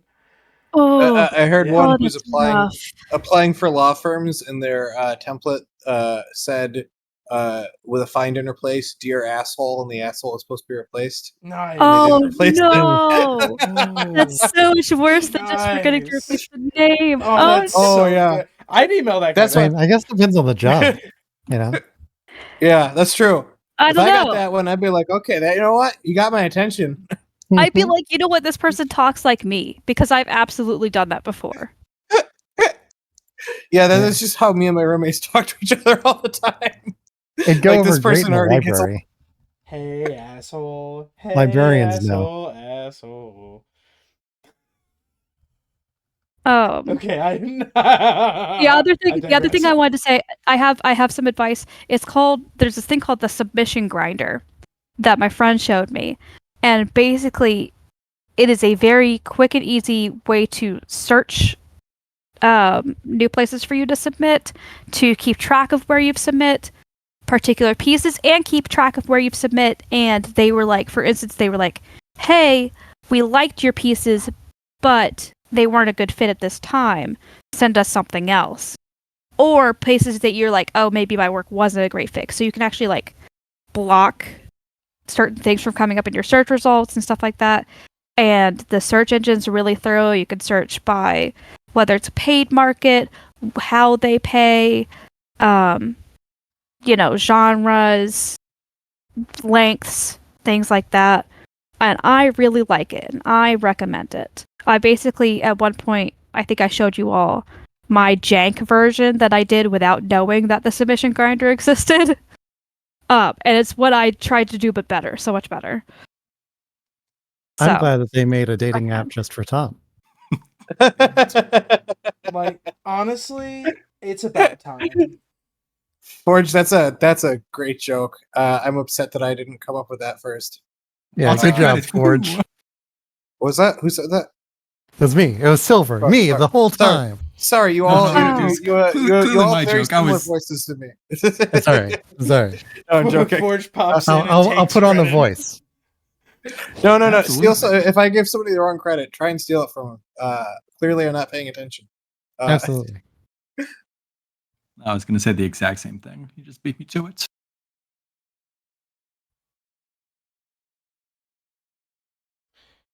I hope to be the only person here with a range. with a they're not that hard to come by. You can buy them at Home Depot. Anyway. Oh no, Got is him. there a tsunami coming for the little island? What's I don't happening think over it's a there? tsunami. I think it's just to clarify that it's Or a beach. dust storm? What's like up happening to above the it. island? I see. I think there are pride flags off to the left. All right. Yeah, Mhm. I'm drawing very tiny pride flags. I don't know how well they. Well, just one pride flag for now. I'm Oh, gonna they're draw so the Irish small. flag They're too. so cute. I'm making very tiny pride flags. And well, I guess this one's just a regular flag. But Forge, how about you? Me. Hello, I'm up.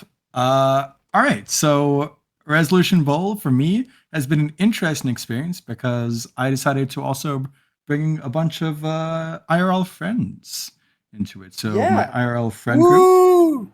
That's the OG way to do it. That's how me and Tom did it our first year. Yeah. It was me. It was me, Tom, Zeb, Sean, and Will were the founding Resolution Bowl people. In the year of 2020, and it went very well, and there was no massive virus that changed everything.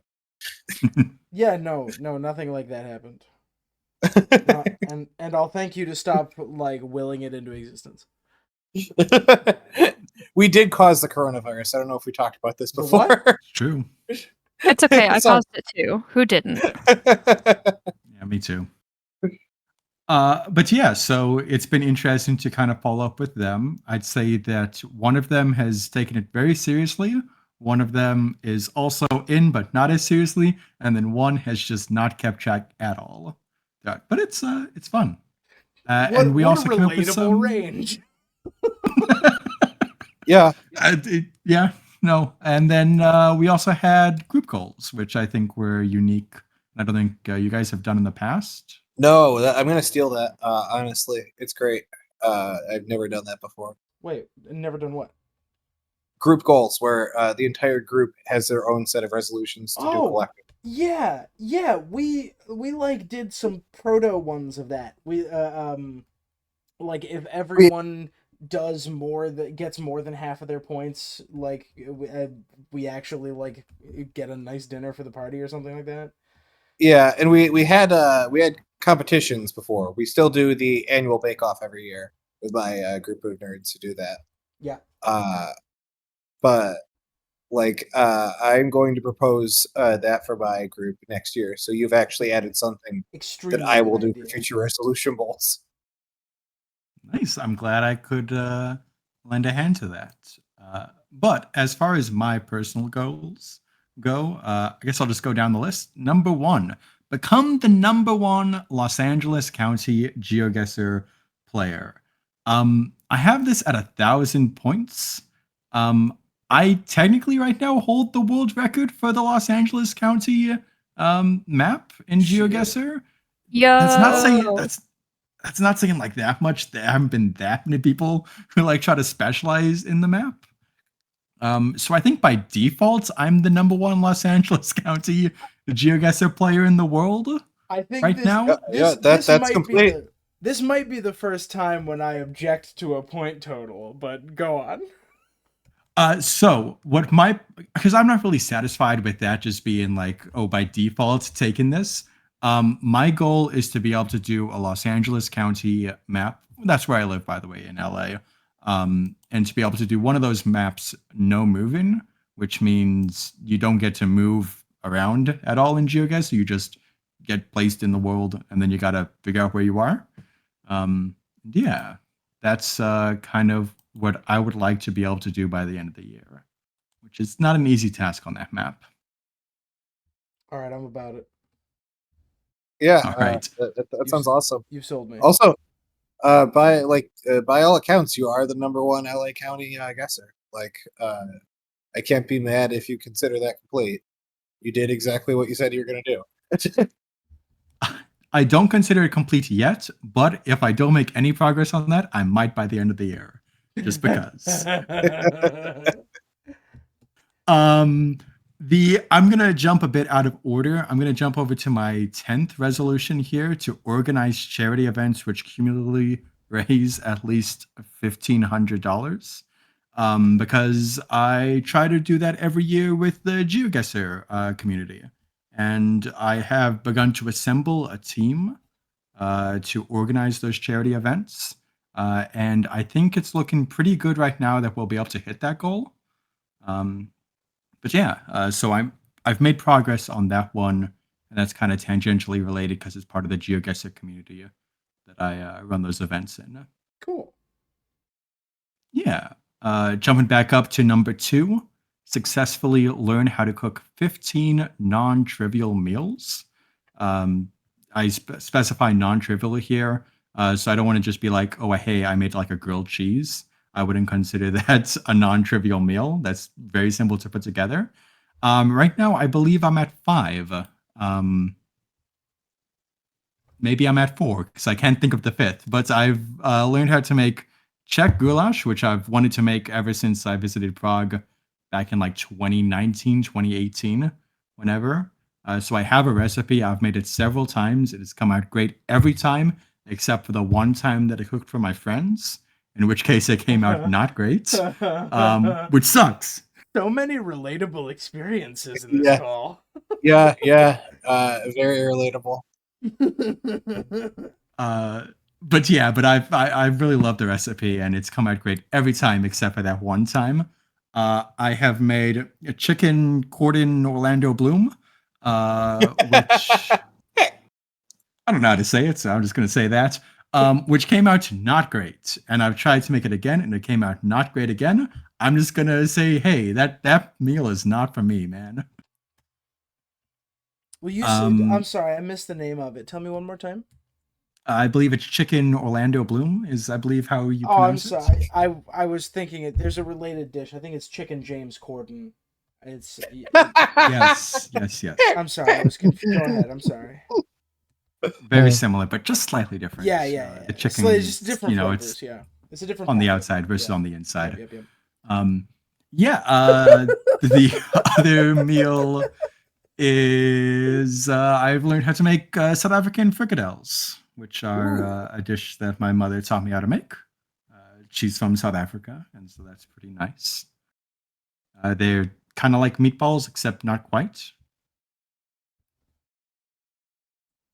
I've also learned how to make a nice bow tie pasta dish with chicken and spinach and vegetables.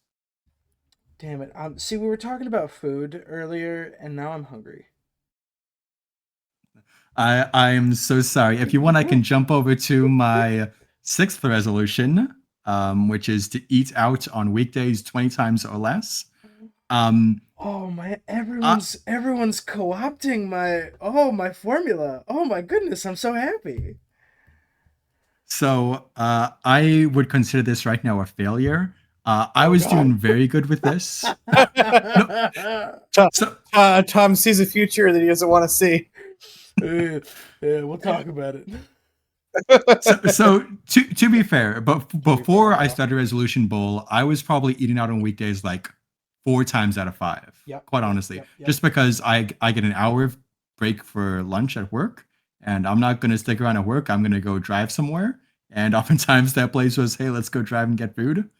And so it was just so easy for me to eat out on the weekdays.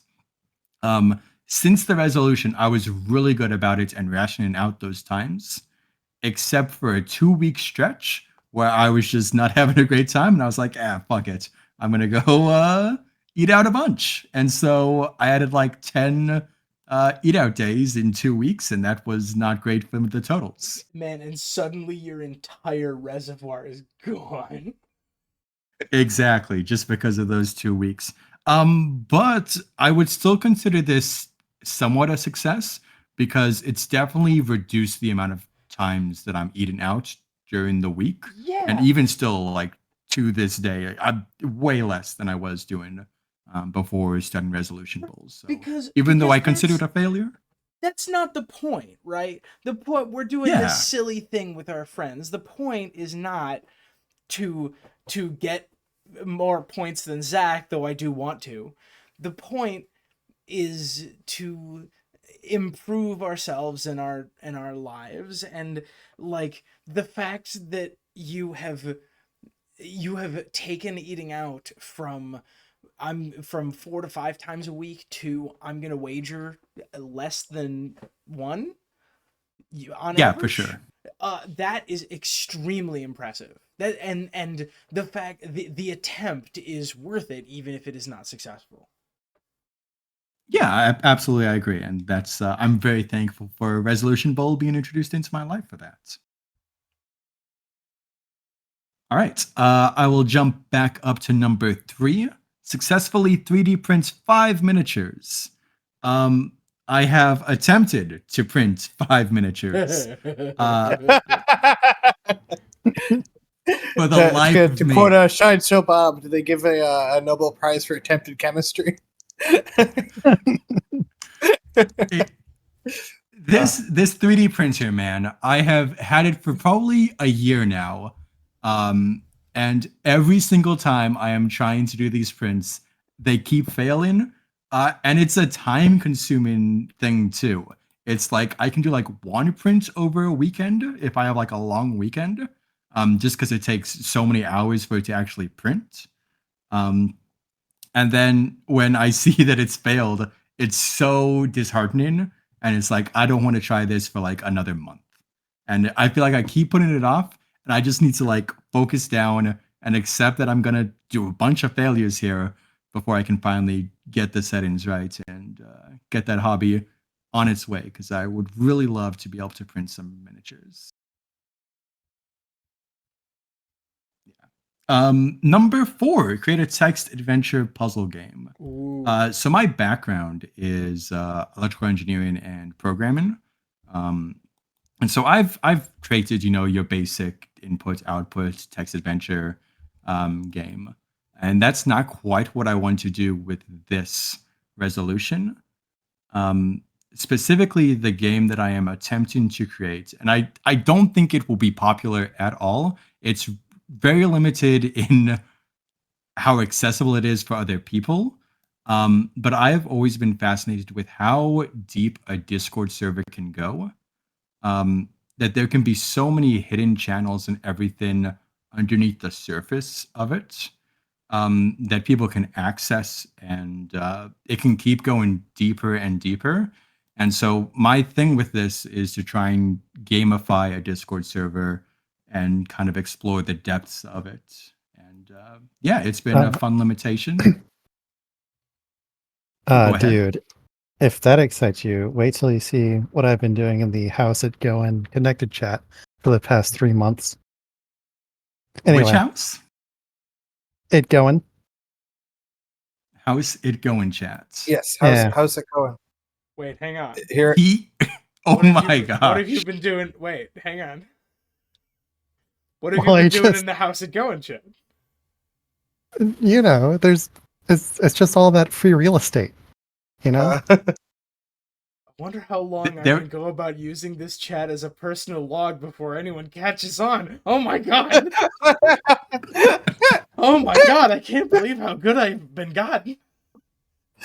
Wow, My that's God, impressive. Last updated last week. No shit. My god. Why is this not a resolution? Well, it kind of is. Go I was the thinking whole about year doing without Tom knowing redacted. This is Yeah, like but then you've Forge- done this better than Zeb installing Clapper in Tom's abode multiple Yeah. years running. Yeah, Oh I my was God, I was that's gonna wait funny. a full year before referencing it, but then Forge set me up with this fucking golden opportunity. Jesus. This is exactly what I'm talking about, by the way. How you can just there can be so many hidden things going on in a Discord server. I have Yeah. pings on for every channel. Yeah, Well, yeah, where but- is this? I can't find it. It's a chat for how's it going, so you have to go mouse over the voice chat Or and then press the open chat. Wow, look at this. This has Oh. been going for a while. Silver. My God. What Yeah. So Silver, I actually knew you were doing that, and then I forgot about it because I encountered it when I was hanging out in the house it's going. What the hell? God Sometimes bless just- you. Sometimes RIP. RIG just pops into a Alright, video what recording. the hell are you doing here? Hello. Welcome- Are you welcome guys to the recording? second channel, I, RIG. I thought this wasn't a recording. That's why I felt comfortable popping in. Am I? No, I mean God, no, it's come a on very down. cool recording that you're welcome to be a part of. We're just chatting Yeah. about everybody's resolutions. We would love to have you chatting about that. So please stick around. Oh my God, this is. I mean, I've my also- only Great. resolution has been to just finally get my fucking AA degree, so that I Yeah. can finally get a BA degree, so I can finally get a MA degree, so I can finally get a PhD. So it's like 10 years. I'm like 10 years behind the curve of where I'd like to be at, and so my only goal has been just to finish this fucking Hey, semester. And so- Hey, one of the cool things about this game that we're playing is that you do not need to compete against other people, as so often happens in the world. You can never be better than other people. You can only be better than yourself yesterday. Oh no, yeah, I'm not even competing. That's been my resolution. I've been resolved to finish. Ernest, This fucking Ernest Hemingway. There's no glory in being better than others. There's only glory in being better than a past version of yourself. It's a very Resolution Bowl idea. Yeah. Ernest Hemingway would have loved I Resolution think Bowl. when the next year's Resolution Bowl comes around, I think I'll have room in my life for some more fun resolutions. But yeah, this year I was just like, my only resolution has been grinding on that one objective. I both regret and don't regret putting in a few fun ones, Yeah, but I think because, next like, year I'll have a more fun That's the whole point of having 12 of them, so that like you give yourself, if you only have 2, it's so hard to let them go. But if you have 12, you have implicit permission to fail them. Oh, that's actually a great way of looking at it. And then you'll probably knock out a couple, right? So you'll get a couple wins, but you got a couple losses that you can take if you need to just like back off the resolutions for a second. And that way, if you hard fail the things that really mattered to you, you can at least be like, hey, I learned that bass lick this year. That was pretty cool. Yeah. I'm just gonna say goodbye. I gotta run away. Okay, It's late. Bye. Over there. Please Bye. Bye, guys. Woods. Adios. Thanks for your help and support. Yeah. I'm waving. Adios. Goodbye. And We got Forge, good I people wanted around to, here. yeah, Forge. Before you move on, I wanted to tell you about a game called This Discord Has Ghosts in It. Yes, I believe Random Internet Guy is echoing. What? Yes, I believe that is the case. RAG, just so that you know. Am I being echoed through? Yes. Hang on, let me get my headphones out. Reddish, you said this Discord server has ghosts? This Discord has ghosts in it. It's a game where Discord is the game board. It seems Nice. similar to what you were talking about. Yeah, it's probably exactly what I'm talking about. So very similar, at least. So That's all I wanted to say. I also had a question about this. Can you tell me a little Sure. bit more about what you're like, what you want this to look like? So that's a good question. So in your basic text adventure, you'd have different scenes. You'd have input commands you could do in those scenes to do different actions. I know that you guys played through that one text adventure game. People can find it on the Interested Nerd Network, a lesson about game design and being obnoxious. Yes. That video, which is 905. delightful. Oh yeah, I So wanted to play it, and then I never did. I never watched it as well. it's fantastic. I It's highly recommend watching that real video. good, and that game takes 20 minutes. I love that game. But it's a similar idea where you can move between different channels. You can only see one of the channels or select a few of the channels at once, and you can input messages, and a bot will automatically do actions. And so that's the form that it takes. And yeah, it's really interesting to kind of explore just how deep you can go with it. I have all the basic stuff laid out. I have the ability to move between scenes. I have the ability to input actions. I have inventory, all that good stuff squared away. It's just a matter of actually writing out these scenes and everything. And I have a general outline for what I want, but it's finding the time to actually write it out, and yeah, that's taking the time. I find that the hardest part with making games is the actual sitting down and programming. Exactly. It's just so. That's my problem for making games. I don't know how to program, so I have plenty of concept or pen and paper functional game like that one I made about aircraft carriers a couple months back, but I can't program that into a computer. So it's just they sit indefinitely as unprogrammed ideas. I've been batting this idea around for a while. I've thought about doing a little mini series called Tom Learns to Poorly Code. That'd be fun. Because RIG, the basics of programming is extremely easy. like Agreed. You say that, but then I imagine that there still is probably a bit of a learning curve. I compare What are it you directly. doing, Kitty? What are you doing over there? and, Sorry, my cat's like sitting on something weird. Forge, I would love to know your thoughts on this. I compare it directly to learning a new language. Is learning a new language Exactly. Is learning a new language easy? No, but is learning a few useful sentences easy? Yes, it is. Gaining the ability to communicate in very rudimentary terms in another language takes, like, honestly, a couple hours. And it's the same thing. Definitely. Right. Go ahead. Yeah, I was going to say to build off of that, it's the equivalent of learning a language versus learning how to use Google Translate. Because in programming, oftentimes you're just kind of looking up, the proper syntax for things. Oh, for sure. I've heard the music theory comparison's pretty good too, where like Okay. you can learn like how the notes in a key and how to play it on like a piano, and like that sounds good together, and maybe even like a chord or two. You could knock that out in an evening, and that is not music theory. But you could walk up to a piano and like improvise on all the white keys and sound good for the rest of your life just with that knowledge. Yeah. Does that mean that you will become a world-class, classical composer?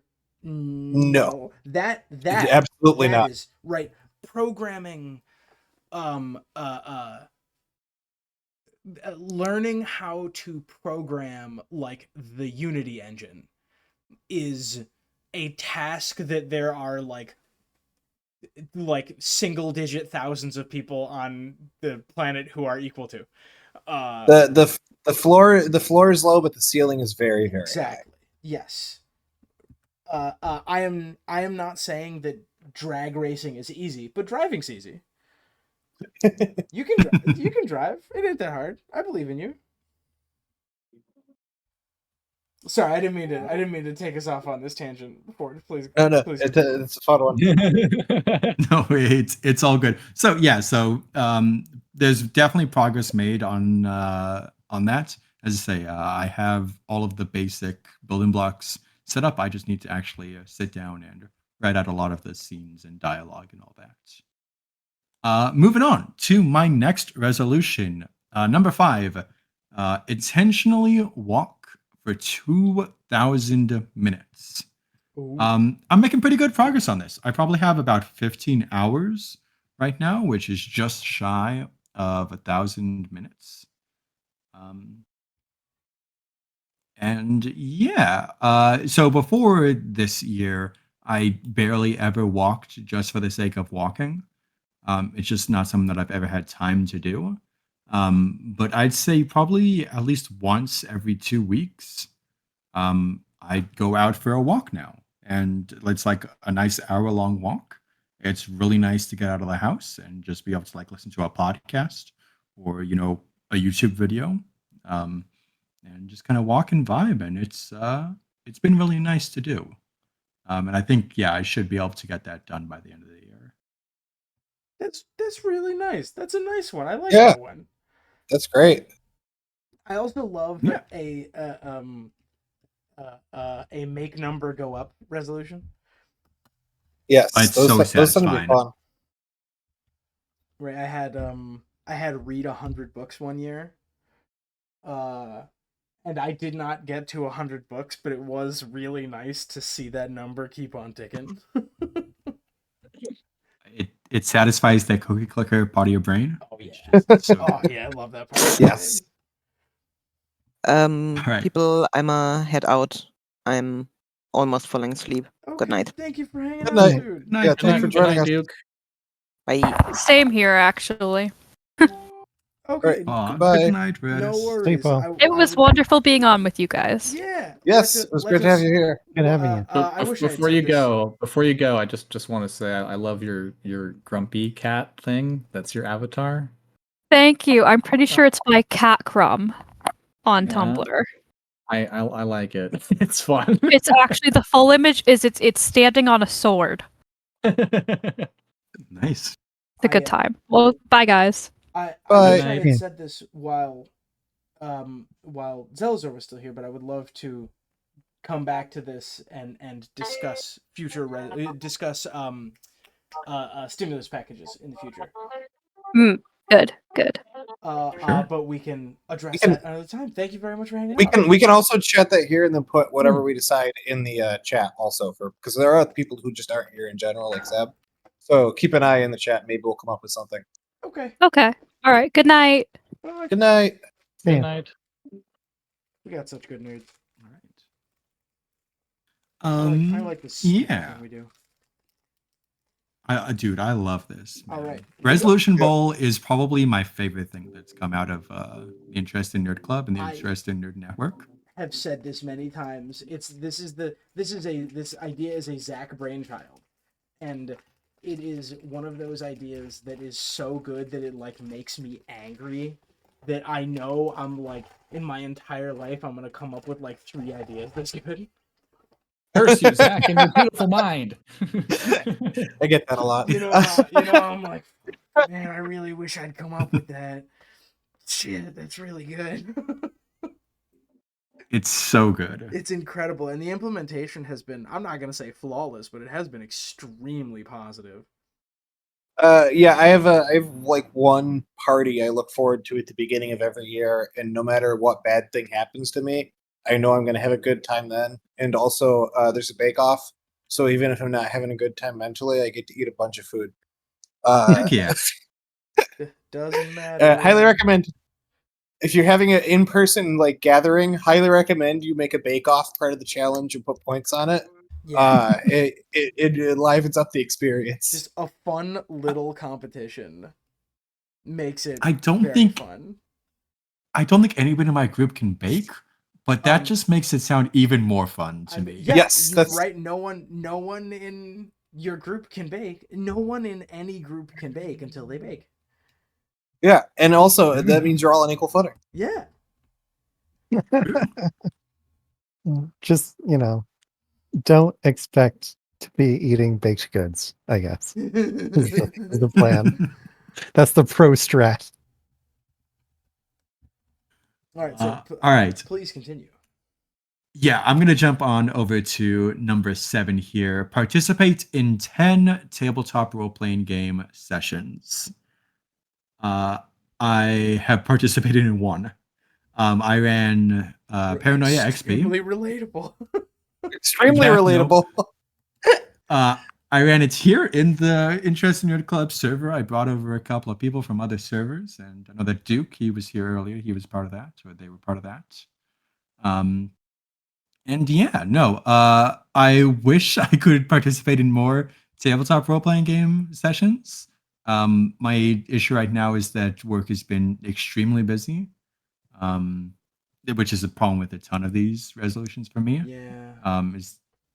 And that makes timing and organizing it very difficult. I would love to run some tabletop role-playing game sessions here, maybe some campaigns in the Interest in Nerd Club server. So if there are any interested nerds out there and you're like, hey, I really want to play a TTRPG, let me know, because I'm looking for people who can commit to, campaigns and stuff. And it's not just for the points, I swear. It's because I also want to play. The points help though. Yeah, absolutely. Points But go burr. yeah, I really, really want to play something in the A Song of Ice and Fire universe. I've had the idea of running it via the GURPS system for a long time. The only issue is that, as has been stated a couple times, I've never read the books. So my understanding of the world really only comes from YouTube theory videos and the show. I knew that. That's great. That's incredible. Funny. Hey, Don't that worry, didn't stop me the Ford. first time I ran an RPG, having only watched the show and read the first book, and it was fine. I highly recommend, to fill in your knowledge, there's an official Song of Ice and Fire role-playing game by Green Ronin Games. It's phenomenal. I recommend it to everybody. Oh wow. Yeah, You think it's that's good, really huh? good. I think it's good. I think it's good. Okay. I know some people don't think it's good. They're Yeah. wrong. I had a blast. Yeah. Yeah. Phenomenal. Silver, I know, has very, very hot opinions on tabletop role playing games. It's true. Uh, Some of them are cataloged in my blog. How's it going, Connected Chat? Oh my I'll god. have to look in there. There's not a whole lot of substance, but It anyway. makes me so happy that you've done this. This is so stupid. I know, It's right? delightful. It's beautiful. It's so good. I'm looking for the Song of Ice and Fire role playing game rant in here. I can't find it. It's not in there yet. I toyed with doing a video on it, but then I'd have to think about how to structure a video. I would love to hear your criticism of it. I thought I know some people don't like the way the intrigue is done. That's the complaint I hear the most. But, Is this by Green Ronin, or are you thinking? yes, Green Ronin? Okay, so it is that the Chronicle system or the D20 system? That's a good question. I think it's the Chronicle. I'm not sure. Oh, It was a do D6 you remember? system. Okay, yeah, it's the Chronicle system. That one's not as bad. I don't know if that's Green Ronin. I can never remember which one is which. Yes, that's Green Ronin. Okay, cool. Yeah, that one I have different thoughts of that.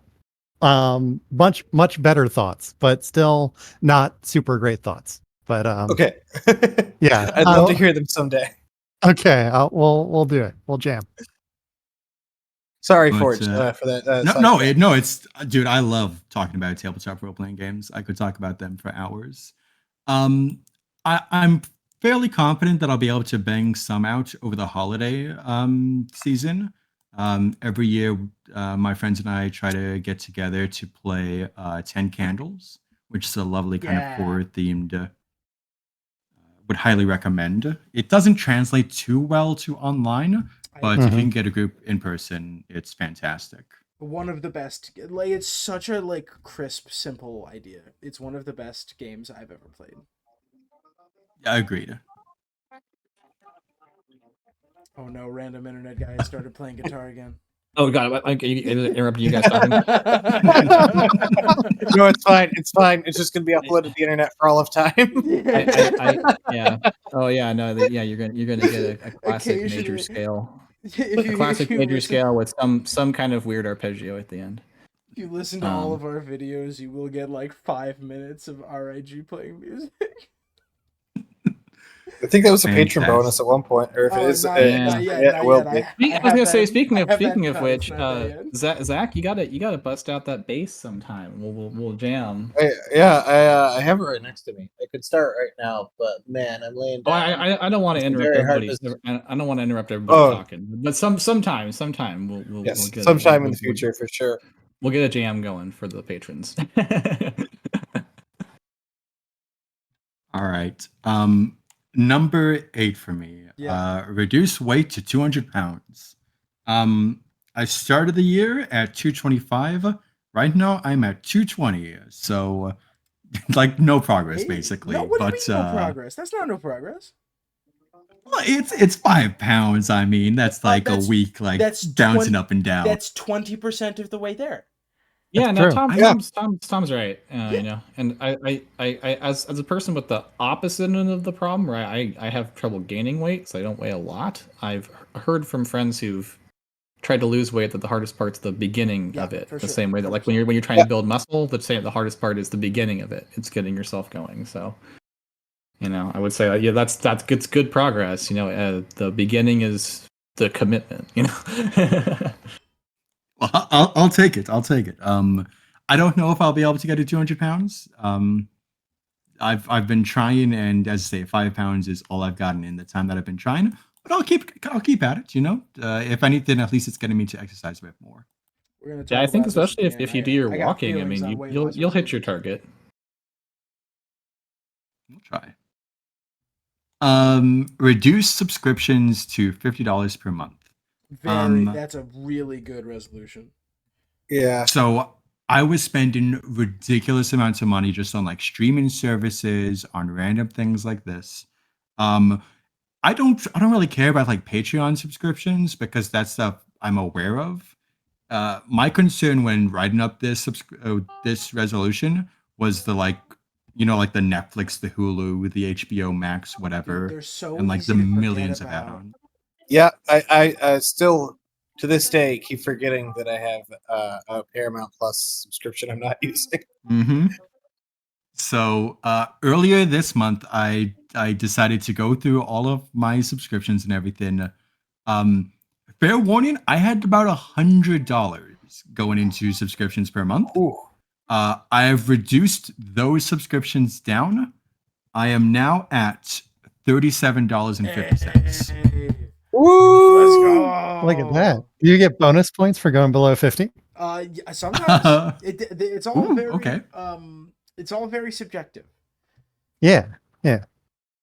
That's Yeah, cool. so my goal is to maintain that. I think that should be doable as long as I don't, decide, hey, I really want to watch this movie, but it requires me to get this random streaming site, and then that just snowballs into a bunch. As long as I don't do that, I think I should be okay. Yep, and you get the free trial and that lasts forever. Exactly. No, it's terrible. Number 11 for me, hike North Dome in Yosemite. Ooh. This one, I feel like I'm at a place right now where I could do this. It's just a matter of actually getting over to Yosemite, taking the time off of work, and doing all of that. I'm hopeful by the end of September, the project that I'm managing is meant to conclude by the end of September. So I'm hopeful that, sometime in October, we will be able to do this. It is part of our group goal for me and my friends to go to Yosemite together. So I'm hopeful that we can do that probably in October. Tell me what kind of challenge that hike is. It's fairly difficult. It's not too much an elevation gain. It's just that it's the length of it, I believe. And it's not one of the more it's difficult, but it's not like you're not like hiking like Half Dome, or you're not hiking like Upper Yosemite Falls, which are much more difficult. It's I think round trip it's probably 6 hours. Okay. Tough but not like actively dangerous. Yeah, exactly. And I'll definitely have friends with me, so never hike alone, all that good stuff. But as I say, living in Los Angeles, Yosemite is like very close. It's just up north a bit. I don't think I knew that. Yeah, it's in California. I mean, it's like Central California, kind of northernish. I tried to make it out when I was. I thought I was Yosemite's going to work in LA. Probably but 8 hours from my house, 7 hours or something like that. Yeah, definitely a day trip up there. Go on. It's an 8-hour walk, and with traffic at 16. Hey. Very good. Does that joke track for the Californians? Yeah, for sure. If we live in LA, yeah. Right, I mean, cool, probably cool, if you live in the city of the Bay too. Every time I go through the Bay, and I go along the bridges and shit, or some of the more interior parts, it is fucking crowded. I've never driven in LA, but I drove in San Francisco, and it was some of the worst driving of my life. Yeah. So you want to know where the worst is?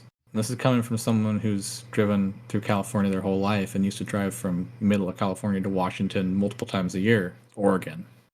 Oregon's the worst. Those fuckers.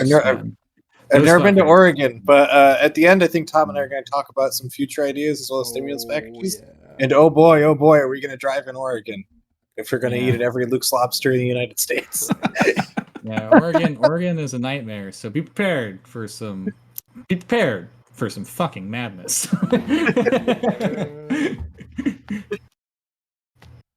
All right, Forge, take us home. Yeah, number 12 for me is to find a home for Dobby, who is a 3-year-old cat. The story behind this cat is that my father was here over winter for a few months. Normally, he lives in South Africa and in England. Kind of splits his time between the two of those.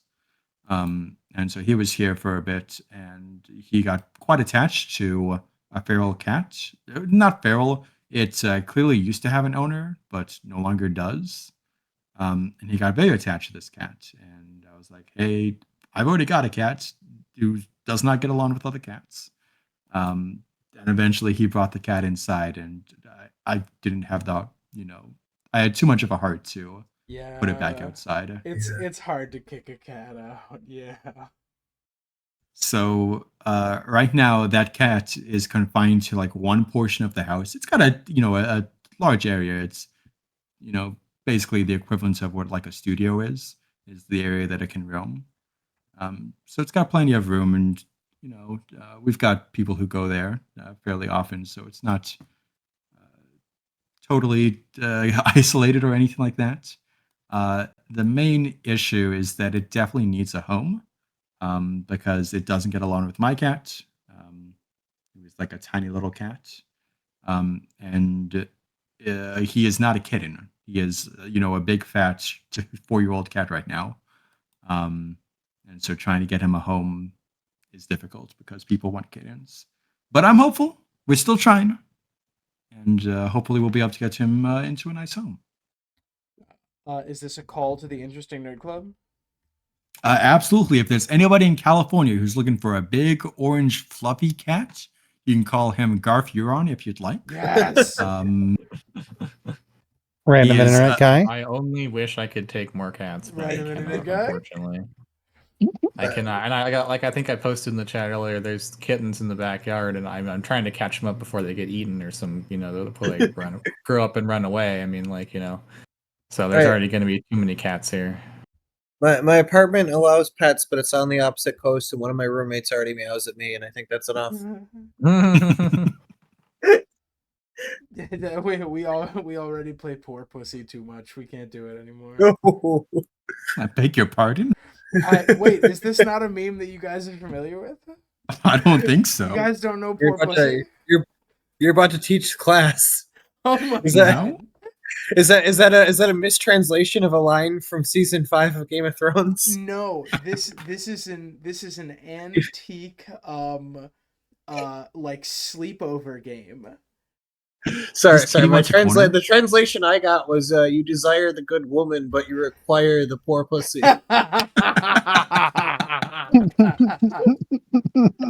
Yeah. How'd your translation come out? Oh my god, I can't believe you guys don't know Poor Pussy. Is this Kitty Wants a Corner where you form a circle and then people try to swap around? No. I don't know that game, but it doesn't sound the same. Okay. What is Poor Pussy? Everyone sits in a circle and one person gets on their hands and knees, and the people in the circle take turns saying "poor pussy" and petting the person in the center on their head. Beg your pardon? And if any Were you raised in a cult? and if any of the people in the circle laugh, then they become the poor pussy. So you were raised in a cult. This You is a guys cult don't game know- for you cult guys children. don't know Poor Pussy? No, I know. I played like dodgeball as a child. Like, good God, we played Pokemon. This Like, was- Yeah. what on earth was happening, Dom? This was a meme that was floating around the internet a couple of years ago. Yeah, everyone. I loved this story. No, I've This- never this heard this one sounds- before. Yeah. Lord. Oh Just my sounds God. like one of those Yeah. games that teens play because they're horny and frustrated. Google image it. I don't think I want to Google Google image. image. Poor Pussy. The worst part was I pulled up Google Images and I was about to start typing and I'm like, no. Incorrect. Just gonna get porn. This is just a way Safe to trick search your friends on. into Googling Yes. porn. Safe search. Or wait, this is being recorded. I should say corn. You're trying to trick your friends into Googling about Iowa, Tom. Stop doing We're- that. we're- You're trying to 2 get hours into the pictures of YouTube. Spider-Man. Stop checking. Get me pictures of Spider-Man. Oh my god, I like this thing we do. This is Oh, one big fan. complex ass ligma you've Yeah. woven for us, Tom. Oh, that was my Uh, nickname in high school. Complex Poor ass Ligma, poor ligma. Ligma. Oh no. Oh my god. What But yeah, so I've made a lot of progress on just to try to get us back on track. So I've made us Yeah. a lot of progress on my resolutions here, but I don't know if I want to declare any as complete yet.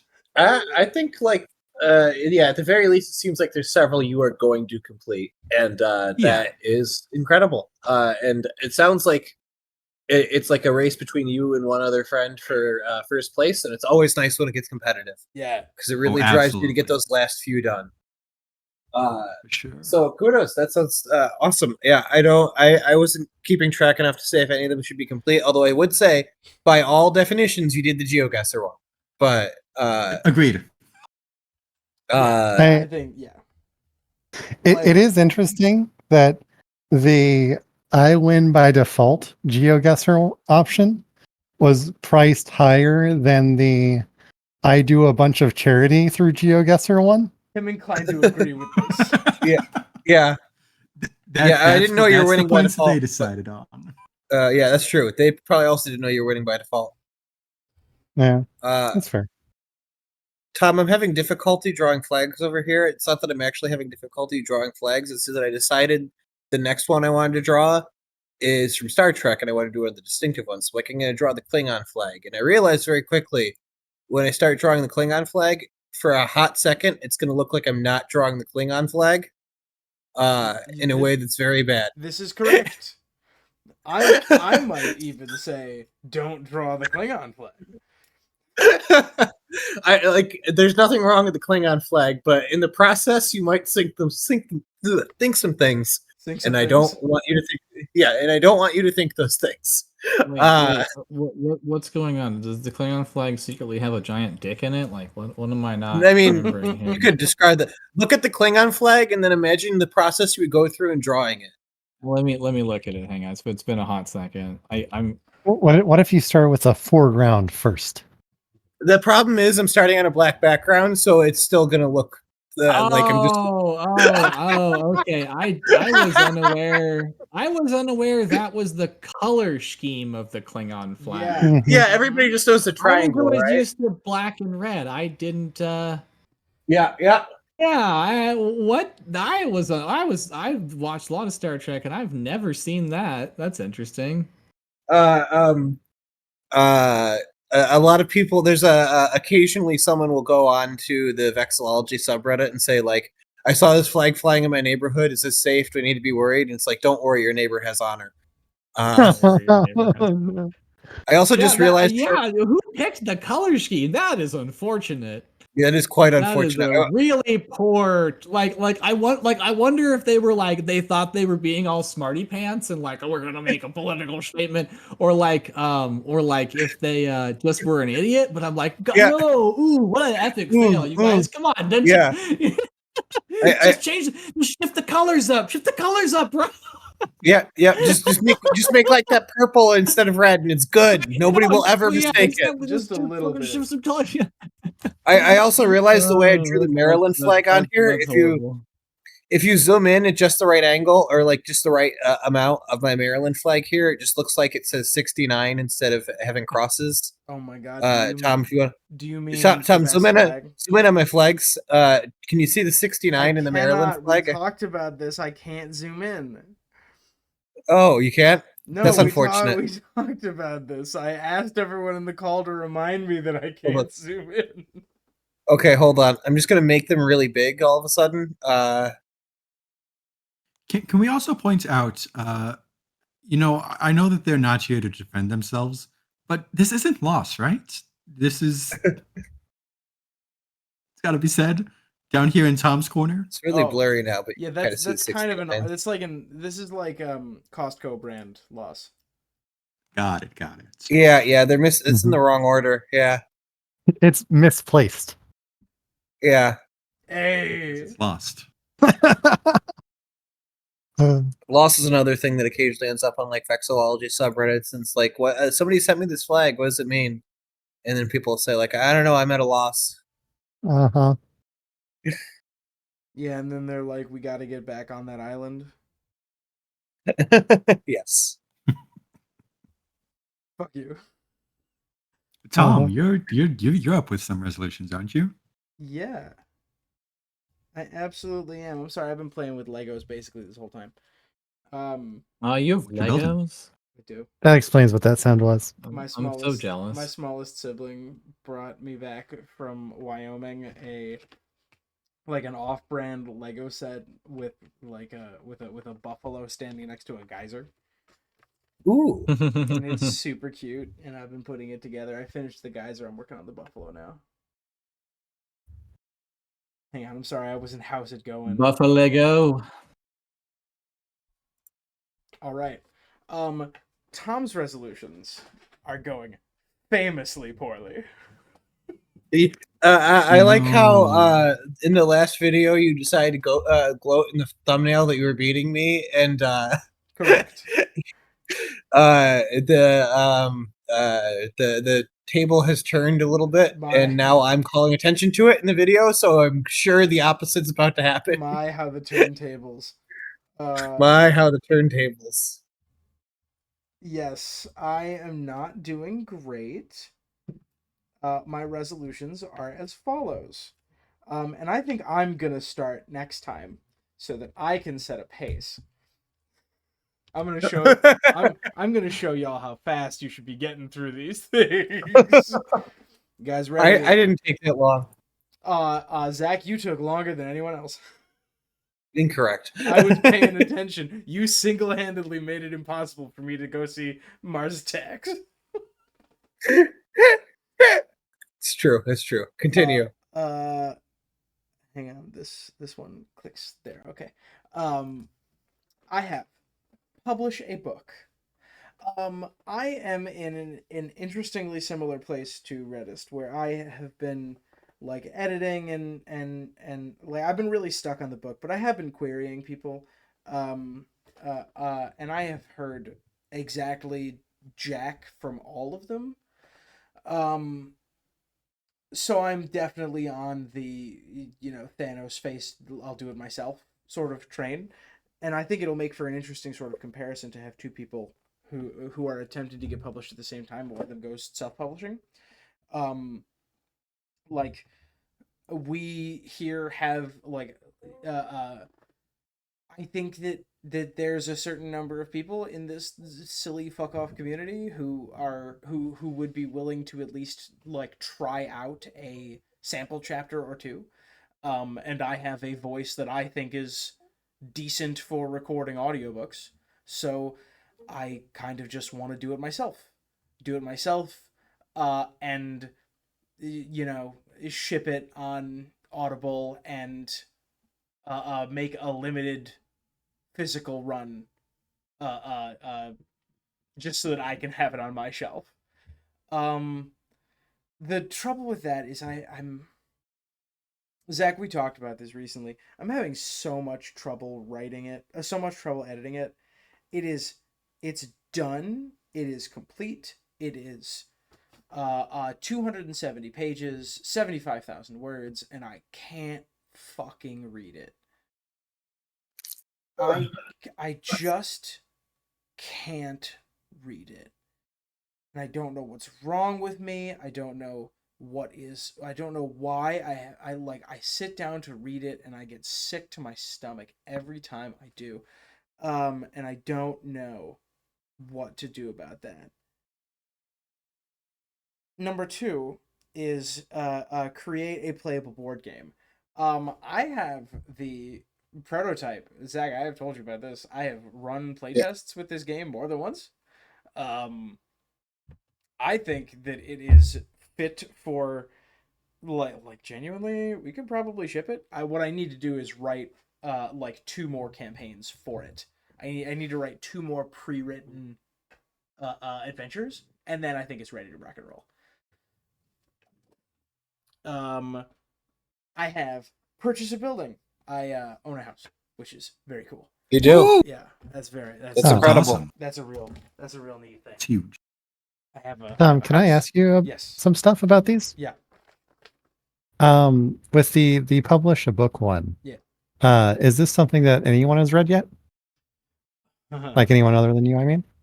I've read a sample chapter. I was supposed to read more, and that's on me.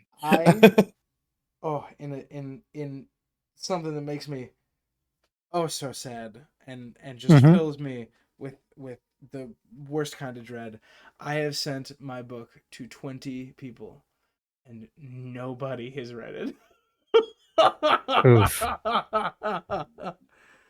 And man, does that make me not want to write the book. And can you tell me more about like what's it about? Like, is it? Yeah, it is Yeah. a horror story set at the bottom of the Atlantic. It is Okay. a deep sea Ooh. mining station that during their operations discovers a cave at the bottom of the ocean, and it's very like dark and claustrophobic. It deals with themes of isolation because I wrote it during COVID. So figure. It's inspired by a Dread campaign that you ran that I was one of the players of. Yes. Yeah. That, That's that cool. Out of curiosity. That campaign rocked. That was how- there's one I like better than that, but that one was hard to adapt into a book. I would agree. Yeah, And that one's still on the list of potentials for sure. but this one was also like a real winner that I really enjoyed. So I had a blast with that, and I have read some. I really like the chapter where they're playing poker. It's Yeah, really that's good. That one's pretty good. So Tom, if I could make a suggestion, I would say you should either just do what you were gonna do, make it into an audiobook, put that shit out, because that would make it super easy for me to listen to it, enjoy it, give you feedback. Yeah, no, I'm I'm very gonna bad be real at if it was actually an- reading things. And it's not because I mean to be a bad person, but I just am a bad person when it comes to doing that. And Same. I offered to read your book, but I've offered to read other people's stuff, and I've just been unable to make myself do it for some weird fucking reason. I know. No, it's Um, not some weird fucking reason. It's that it's a 6 or 7 hour commitment, and it is unreasonable of me to ask someone to commit to that without compensation. You know. No, it's not Um, reasonable to you know- ask people to commit that without compensation. But what I'm going to say is, like, audiobook for make it easier for certain people. And then my second suggestion was going to be, I don't think the problem is necessarily with the quality of your work. You know, I mean, it's probably just exposure to audience. Like, you should just consider just casting that out into the nerd winds. Just put it up and be like, anyone can read it. I just need feedback. You know, and just see what happens. People give you feedback. It'll happen. People will read it. There's enough people in the server. Yeah. Somebody will read that shit. It's gonna happen. So those are my two suggestions. I would say don't be discouraged. I would just literally just go for it, and then based on the feedback you get, then feel anxious and get sick in your stomach when you go back to edit it or whatever. You know. But George, you had a I question? I am not proud of it yet. That's fair. I know that it is not as good as it needs to be yet. So I have trouble. I wrote it, and I love it, and I fear that other people will not love it. And I understand that, like, sometimes the things that I write are fucking bad, and that's okay. But I would be deeply unhappy if I did send it out, and after I sent it out, I got this is dog shit, you know. Yeah. Yeah. Were you the ones who said that perfection is the enemy of good? I say that a lot. It's something I've hammered in my own head a lot. It's perfect is the enemy of good. And I think I said that about Rinkaria, the album that Tom has been commending me on. I had a very similar issue where I've had the primary instrumentals of Rinkaria done. I started working on that album in 2020, same time that Tom started working on this novel. I started working on this album. And some of these instrumentals date back to 2020. Some of them are new as of this year. I have I had a early version of Rinkaria Sans vocals I've just been whittling away at until it only sort of resembles what was originally there. But like there's still, stuff from the 2020 build, from the 2021 build, from the 2022 build in there.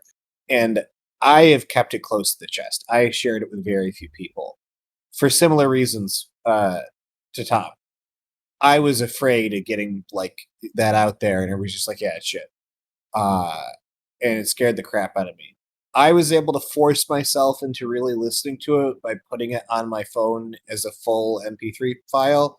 And every time I had a long drive, I would just put it on and force myself to listen all the way through. But that's harder with a book because you have to sit down and read. And it's a very tough task to keep yourself focused on all the way through for hours. And like, Yeah. I agree with you, RIG, that I find it much easier to listen to audiobooks than to read books. And I would love to do that, but audiobooks take a significant amount of effort, amount of to time do, and effort yeah. to create. And there's no way in hell I'm cutting it if it's bad, All right. Yeah. So that is, there are demons inherent to that one that I need to deal with. That I have not yet. I was also curious, how long is the book? How many pages is again? it? Do you know how many? How long is that book? Do you know how many pages it is? Yeah, 270, give or take. 270. Do you know how long that would probably take for an audiobook? Yeah, it's something to the tune of like 8 hours, 9 hours for an audiobook. Okay. See, Tom, I just fundamentally don't believe it could be dog shit because you wrote 270 pages of something. That's unbelievable and something I've never accomplished in my life. So, like, I'm just saying, like, it might not be Stephen King or something, but like, I just out of the pure fact that you wrote that, like, you wrote an actual, real life, legit story. Like, you didn't fuck around. You wrote a fucking story. Like, there's no way it could be dog shit. So, like, I think a little bit of it's just a kind of I think you were saying kind of those internal demons that you got to let go of. You got to let those anxieties that stop them from choking you, because good God, man, you did something that like the rest of us out here are just like, holy shit, that's impossible. And like, I think forcing yourself to like accept the thing that you have, taking a break and then coming back to it, and then pushing pushing what you have into your head. I struggled a lot with the Rinkaria I'm releasing onto the world is not the Rinkaria as I imagined it in my head, and it never will be, because what I wanted in my head was more than what I could convey through music and lyrics. And I just have to admit, I did the best job I could with the skill set and tools that I have of my voice and my ability to do things at FL Studio, and the voice of my friend Sarah voicing Rinkaria. Like, the story I wanted to tell is never going to be like the story I deliver ever. Also, I think George R. Martin has said like things similar to that before. And I owe everything that's going on right now to George R. Martin, so I'm going to defer to him. We probably This should is not your be first- having this this is your conversation first in this book. server without that. No, this is your first book, no? Right, Tom. This is your first book. Yeah, nope, never done this before. That's what I was saying. The other thing about that too is like, so this is a long time ago. This is me in a different life, but I used to write a lot of music. I used to consider myself to be a composer and a pretty good composer at that. But when the first songs I wrote and I finished and did finish were not great songs. The very first song that I ever finished was a song about the electric chair, because I was really into Metallica, and I'm like, what does Metallica write songs about? They write songs about the electric chair and shit. And it was not a great song. The riff was whatever. It had a really wimpy solo, but it was a song, and it was done, and I could play it, and I wrote all the parts for it except the drums. I don't play drums. And so I mean, like, and we were able to perform it, like, in my garage. We never performed it in front of any real people or anything, but like that alone was like a pretty big. I'm sure if anybody had seen it, it would have not been considered much. It was like a 15-year-old kid's writing songs in a garage. So, but that allowed me to work on, basically to work on expanding that. And then, I then went on and wrote what I would consider to be much more complicated and competent and complex. And I'm not trying to say that yours is not competent or complex, but even if this is just your first song, even if this is not the masterwork of expression, like Zach was saying, you can't put everything you want onto the page or whatever. Like, just completing a song is something monumental, and probably, like, I look back on that song and I'm hypercritical about it because I wrote it. Probably most people listened to it. It probably was as good as a lot of other songs coming out of bands, so it's like other people might look at that and be like, that's a good song, that's a great garage band song, versus I'm the writer, I'm a little hypercritical, but what was important was just getting the song out. Yeah, I'm excited for this book. Do you wanna go to the completed 10K? Yeah, before I do, there's a distinction I have to make sure that I draw. Absolutely. This is I'm not afraid that I didn't write it because I wanted to write it. I wrote this because I didn't have any choice. My God, I sat down to start writing this fucking thing, and it ripped and tore its way out of me. My God, I was incapable of stopping writing. It was like my heart and soul is in this goddamn thing.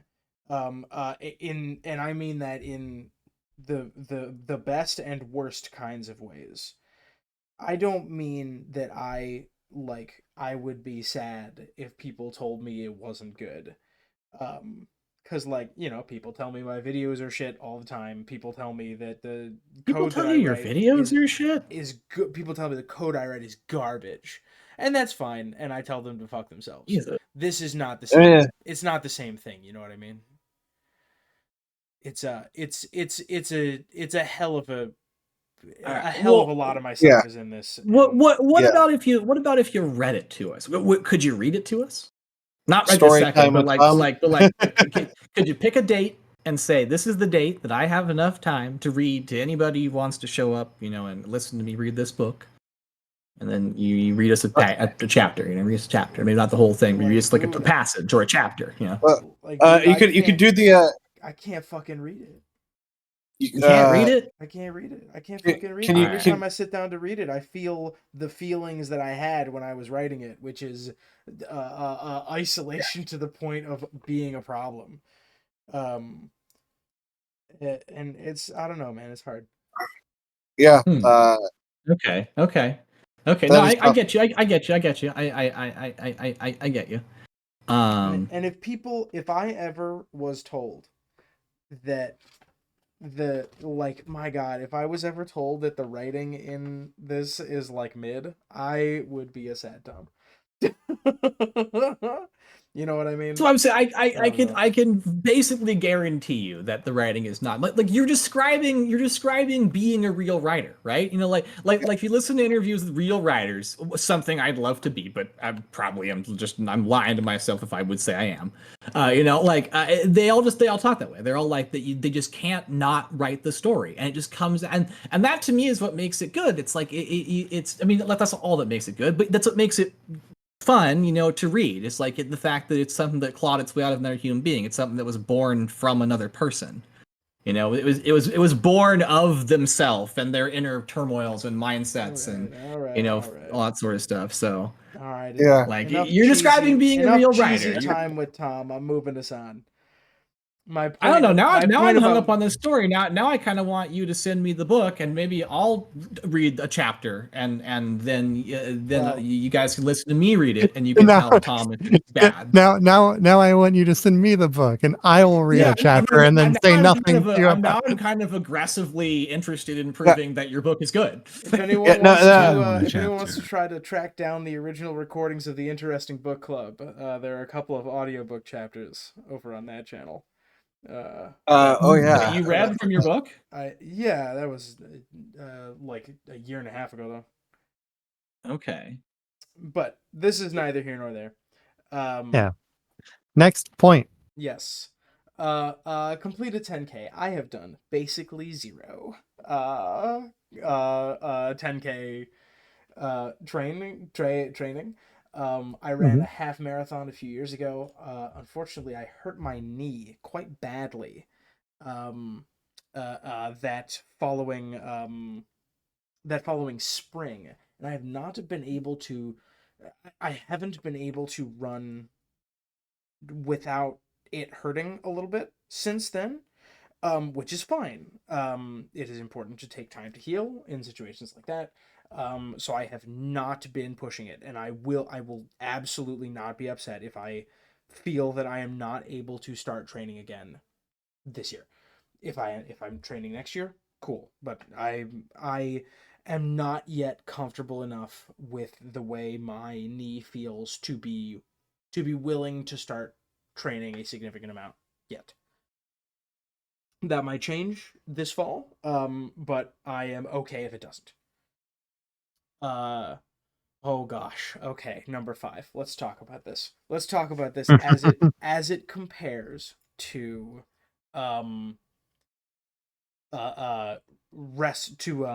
weight loss resolutions, because this I find extremely interesting.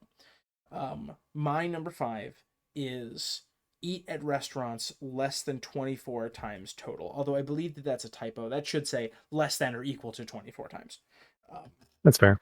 And I believe it's a token system where at times refers to a day. So if you eat at 2 restaurants in one day, that's fine, right? Correct. Yep. Which is the way to do it. And that's I'm gonna do an alcohol resolution next year that uses the token system. It's one of your best brainchild stuff. I'm mad I didn't come up with it first. Like, man, it works very well. I have 24 tokens, and over the course of the year, if I use a token, it is good for the day. So that day, I am able to eat as much as I want at any restaurant I want. There's always a little bit of kerfuffle about what the definition of a restaurant is, but kind of honor system with all of this, right? If it walks like a restaurant and quacks like a restaurant. We had a good 15-minute debate as to whether movie theaters count as restaurants. It's a very interesting question. I think what we came down on is it depends on the movie theater. With the AMC's where they bring out your meal and it's like a chicken tenders with fries, I think that they've crossed into restaurant territory. I think you're probably right. Yeah. But that has allowed me to significantly limit the amount of money that I'm spending on restaurant food. Forge, I was in a similar position to you a couple of years ago. I ran the numbers on how much I was spending at restaurants, and the number came out to $9,000. Good lord. Per day.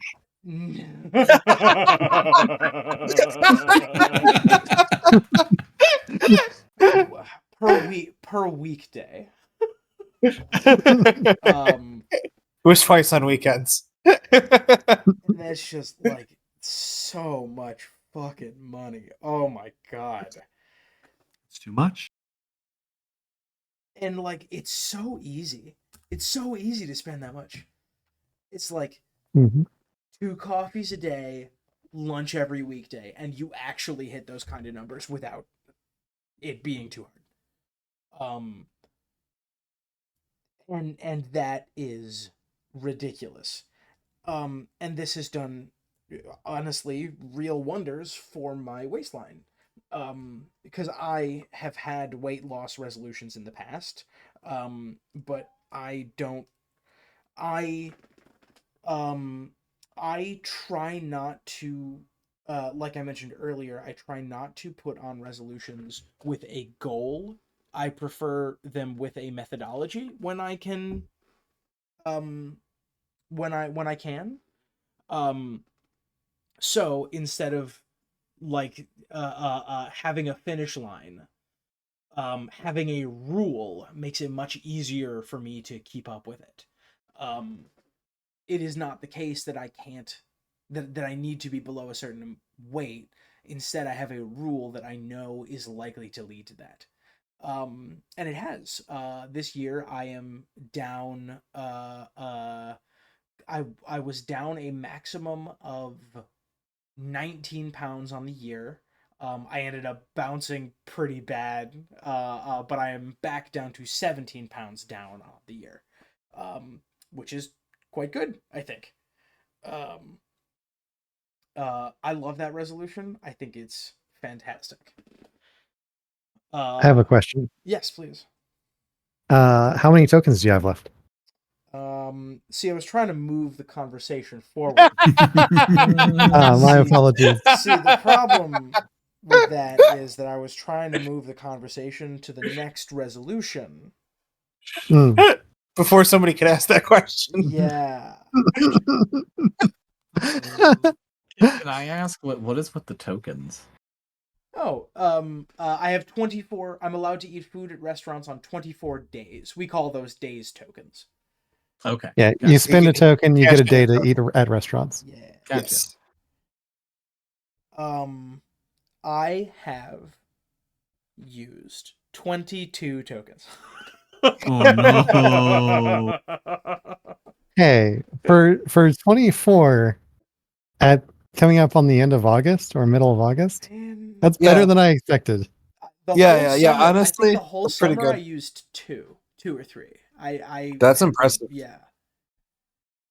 I cannot tell you how many times I have walked to Wawa in the time that you have not been eating meals. I thought you were about to tell me. I cannot tell you the number of times I've walked to What is a Wawa during this Wawa? call. I've been doing nothing but walking back and forth to Wawa during this call. Zach, what is a Wawa? What? Oh my god! So I also don't know. There's no Uh, Wawa out here where I live, so like. I know it's crazy. It's crazy to it was crazy to me at first. All I knew, like, is Pennsylvania has Sheetz and Wawa. Wawa goes into other states, so does Sheetz. But Pennsylvania is like the battleground where they meet and fight each other. I used to go to What's a Sheetz all the time These when are I two lived in the famous Buffalo gas area. stations that for some reason Yes. people think have food. They have pretty good Okay. food. This They're is a like combination. This is like an AM, PM, and a 7-Eleven. They're like a Right. combination convenience store, gas station, and restaurant because they have like a 24-hour grill where they're like cooking custom order food, and they're also like coffee shops built in where they make like custom coffee drinks and all that. Sheetz also sells alcohol. Wawa does not, Okay. but Wawa has better food. I will die on that hill, and better Gas coffee, station. way better coffee. It's very convenient, but not for your waistline or wallet. And the worst part is the Gobbler's coming back soon, and I'm going to be at its mercy. It is one of the greatest sandwiches ever made. What is it? Unfortunately, This is a turkey sandwich. Like, I'm guessing. a Gobbler is an entire Thanksgiving dinner in a sandwich, and I Okay, mean that with okay. no exaggeration. Or a wobbler. Jesus and I'm a fucking gobbler. Christ. Gobbler, I barely even know her. Yeah. Nice.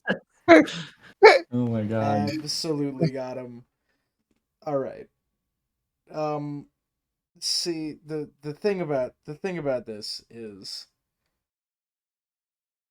that I try very hard not to eat shitty food, you know? Yeah.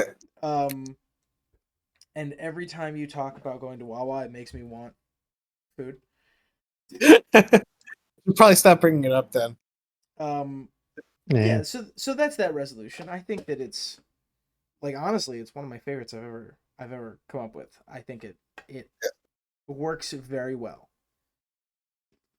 And I have 2 tokens left. Yeah, I need to compliment this idea again. It's like genius, and I wish I came up with it. And I expect when I do my alcohol one next year, I'll be in a similar position. Because my God, is it, and like Forge, you were talking about this earlier. It is so easy to burn tokens. Yep. Yep. Oh, they go fast. My God.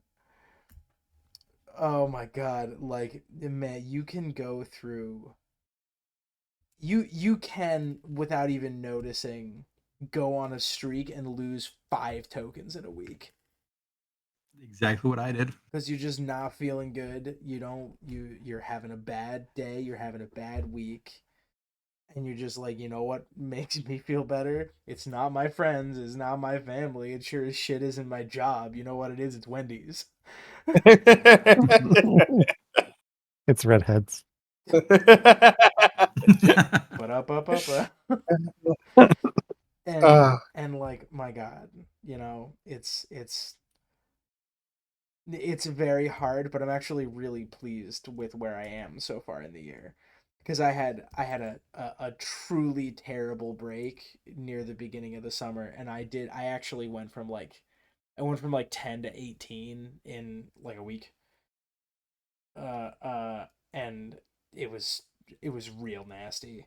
But the fact that I have managed to stabilize is very good. I think that resolution is almost mathematically unwinnable. Because Gotta try. I am in Orlando next week. And then I am in London in October. And I'm pretty sure that I'm not going to be making home cooked meals most days I'm in London. How many tokens would it you need to drop that point total down to 600 points instead of 925? I do not decide my point totals. Zach decides my point totals. Zach, same question. Yeah. Sorry, repeat the question. If we dropped, like, I'm making you an offer, right? Okay. All right. You get 325 points back from goal number 5 if you give Tom X amount of tokens. What number should X be to make you satisfied with that arrangement? So we're out here trying to buy me out of my resolutions. Buy out. So I get points back from resolution 5. Hold on, I gotta remember my. I don't think resolution is. Zach gets the No. gets the points. You determine his points, right?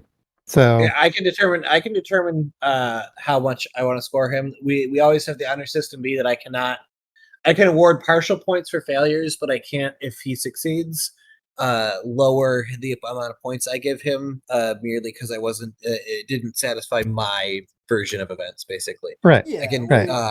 we try to encourage each other. Exactly, yeah. Yeah.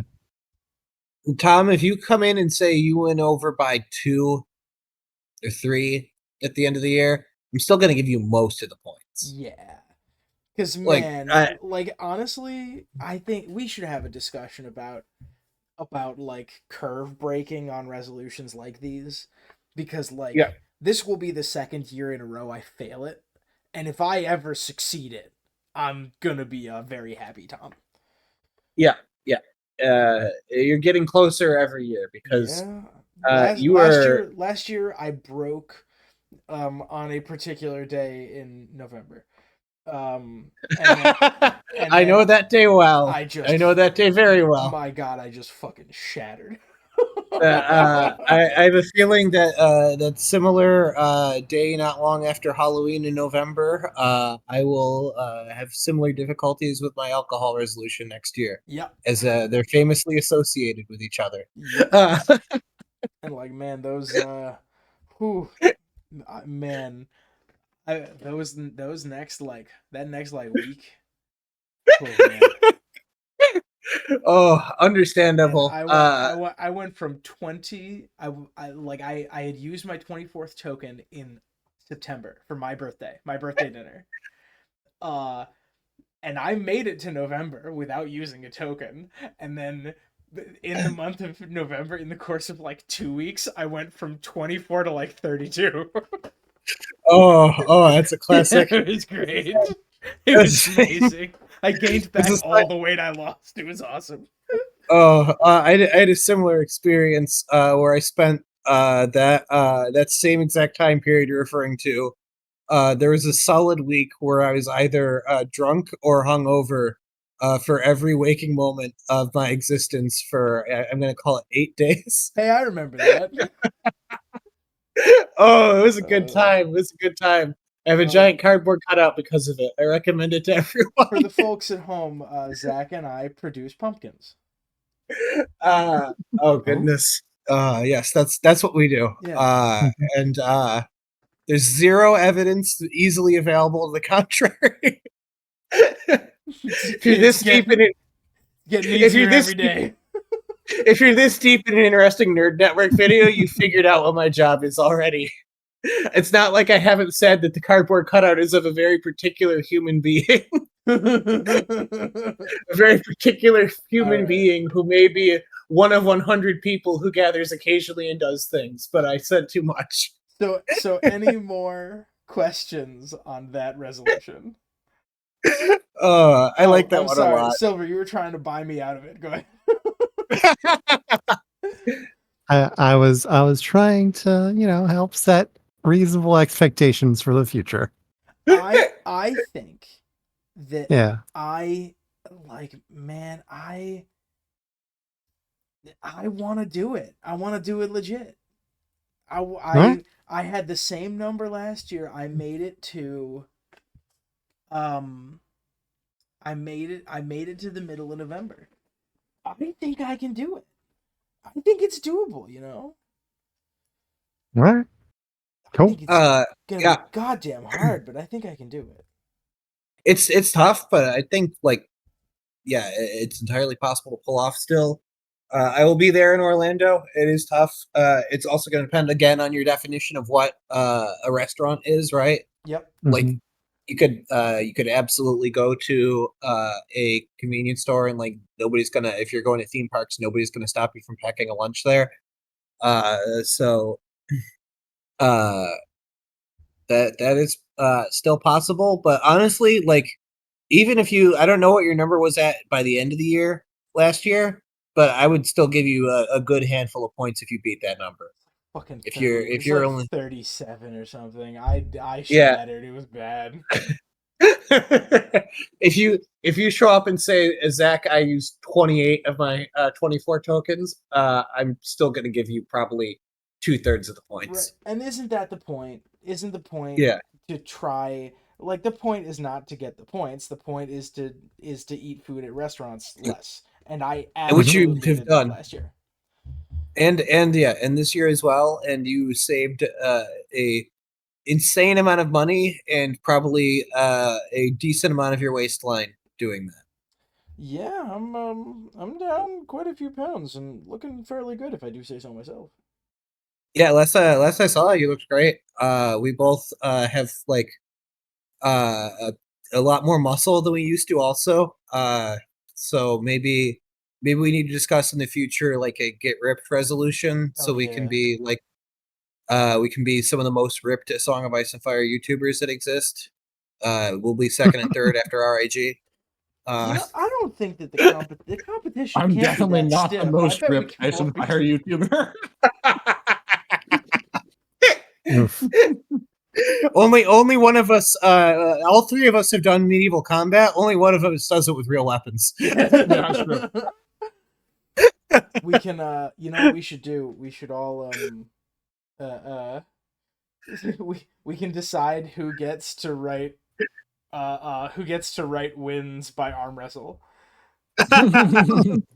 We'll invite George. He should be there. It is his book to write, but he's got to win first.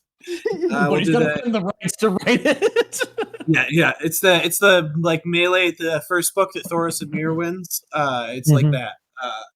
Except George won't set his sword on fire, probably. You don't know. If he, if he does, he might win. I don't want to touch that. Right? All right. Yeah. We have Plunder a Sunken Ship. I am dive certified. I have dove once this year, and I've just not had the opportunity. It's an expensive habit. I love it, and I want to do it more. Oh my god, but I have not had the chance. Yeah. Complete one screenplay. This is an interesting one. I have 2 that are cooking right now. Kinda. One is a really, really quick and dirty horror movie, which I think is kind of good. Zach, question mark? Yeah, it's a good way to do. The problem with found footage ish stuff is that it always kind of feels like either it's overly explained to the audience or it's like, well, why the fuck were they filming in the first place? You have found a really, really good justification for something that is found footage adjacent, and I love that shit. I love that concept, and you did it in a really like fun, creeps you out at night sort of horror that I adore when you explain this concept to me. I'm happy to go into a little bit more at another time, but Yeah. suffice it to say that one is working. The other one is a screenplay for a TV show that I have been outlining. The horror movie I've started to like write the script, but the other one I have just been like I've just been like pitching episodes. It follows a monster hunter who uses close-up magic as one of the main methods of hunting monsters. And the more I write it, the more I'm like falling in love with it. Wonderful. I think it's extremely fun and extremely silly. Sounds very good. Oh, it's extremely fun.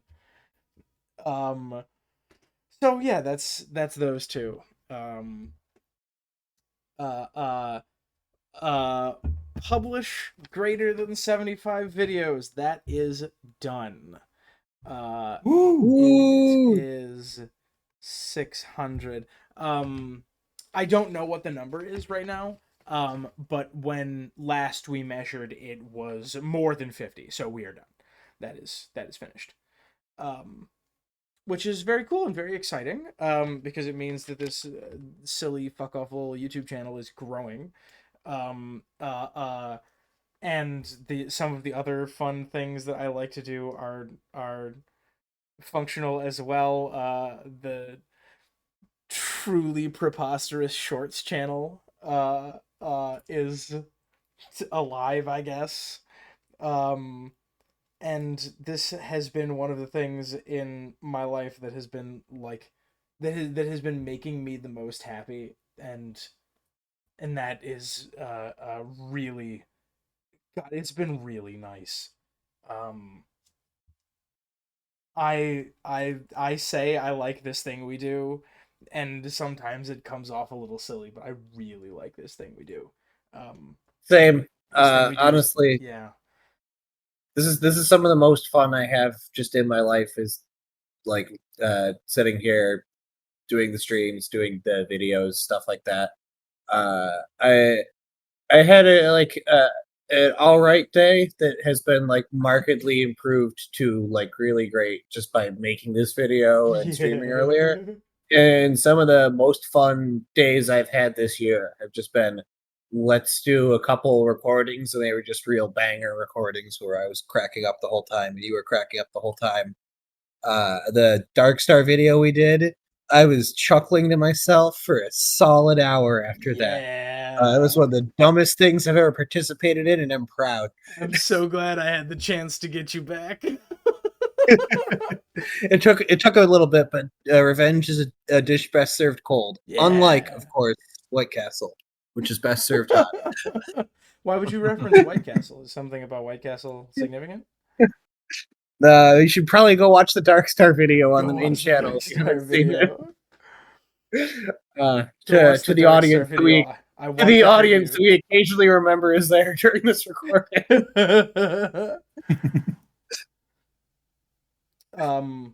Yeah, so that's that.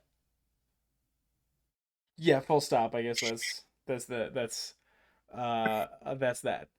Number 9 is get another tattoo. That is also done. Woo! Yeah, didn't you post a picture of this on the Discord? I did. I deleted it immediately after though. There it is. Hey, wait, where is it? Where it is? Never mind. I think it's very good. I'm very, very, very pleased with the artist. And I am. It is a picture of the moon Enceladus. Hmm. And God, it's just gorgeous. It is completely ringed by it is a black and white rendering of a moon covered in just the most beautiful like ice fractures. It's wonderful. Play TTRPGs on greater than 6 occasions. That I would need to count. I'm gonna wager I'm at 4. Um so as long as the D&D crew meets 1 or 2 more times, it should be successful. Zach, I did just schedule with you. We are doing Dread one weekend in September. Yes. With that crew that played in that game that you referenced that's very good. The Chicago PD in the like 40s horror story. Hell yeah. Right after World War II. Oh yeah, that one. Throw a little jazz in the background and play it on a rainy day. Oh man, that one, fucking phenomenal. Just a quality campaign. I One of the best ones I I've ever read. I fired one gunshot during the entire campaign, and it had more action in it than countless fought against 100 goblins D&D campaigns. Like that one shot felt more important than some final boss fights and some end of the world style D&D campaigns I've fought before. So like kudos. That's a great one. If anybody wants to play Dread with Tom, just message him on don't DM him, but throw it in the gamership on the Discord. Like, Tom, run us Dread. He's really good at it, and he's got a bunch of ones. Don't you threaten what me is with a good Dread? time. Yeah, What is Dread. Dread? Oh, Dread is turning Jenga into a horror role playing game, and Yeah. that's What? it.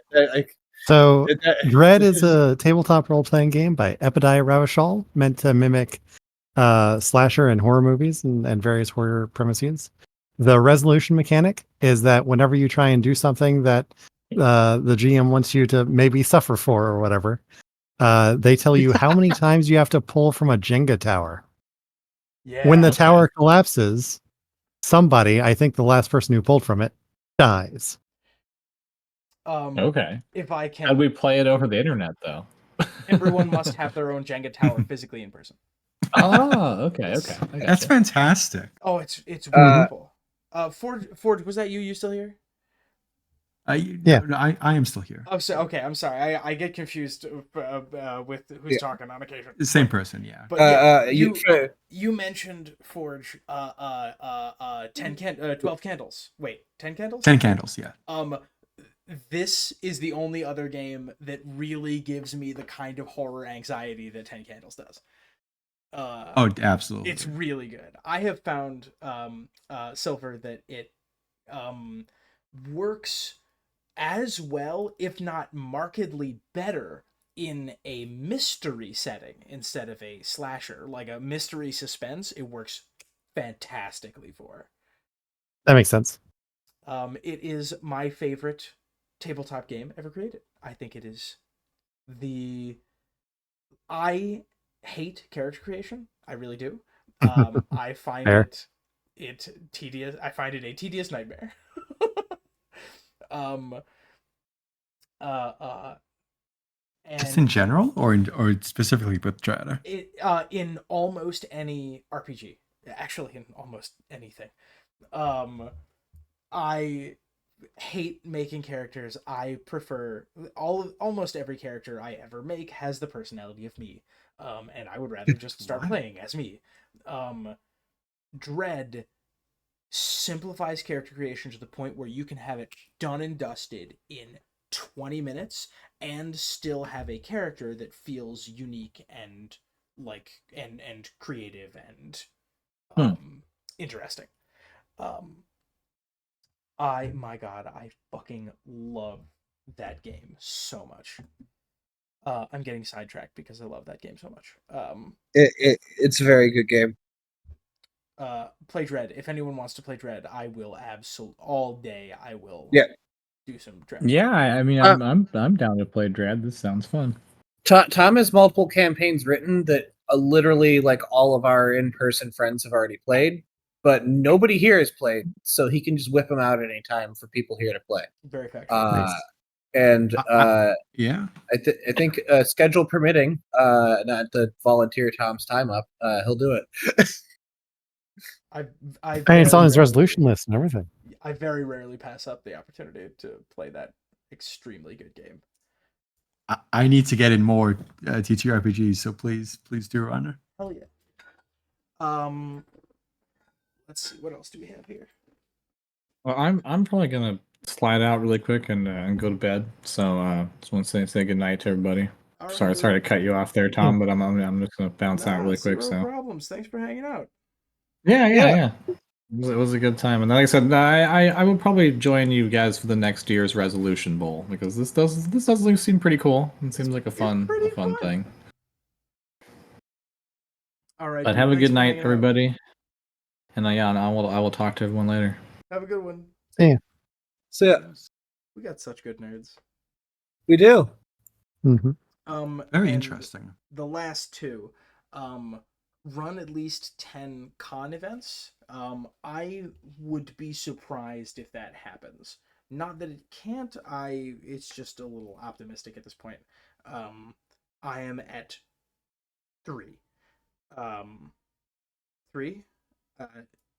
Yes, 3. 3 at UBCon. Which is fine and wonderful and delightful, and I had a great time, but I needed to do more if it was going to if it was going to satisfy this resolution. It will probably end up being, I don't know, it'll probably be like 6, but that's okay. And finally, I think that I can go ahead and mark down start a Patreon, $700, 700 points rather. Jesus. Woo. $700. Woo. Yeah, I was gonna say if we're getting $700 a month through Patreon, 700 I'd be in, satisfaction bucks. I'd be in discussions to do this full time.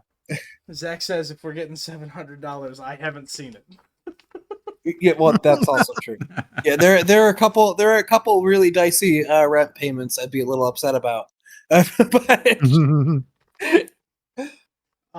and that's it. That's it for me. Let's see. That's 1,000, 2,300, 2,850. 2,850 is what I'm at. Oh no, He's still Zach, away. what's this? What's this? What do I see? That has Tom still in the lead. Wow. Oh, wow. Yeah, that's true. You are still in the lead. However, when my album drops, we'll be at the same number of resolutions complete. And I'll be, I believe, 1,000 points ahead. Yeah, you will be. Something like you will that. be doing very well. Yes. Which is in the process of happening, but I don't know. There's still a lot on the table. This is still pretty competitive. There's still a lot of things both of us can do that aren't looking like, the odds aren't amazing, but they aren't bad either.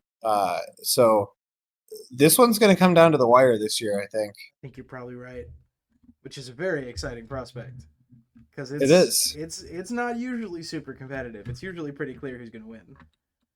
Yeah, usually somebody gets off to a really great lead. I have had people run it back some years in the back half. And I did also copy the strategy of a friend who pulled off a back half run before this year. I combined the strategy that worked for me this year with the strategy that's worked for a friend of me in years past, rather.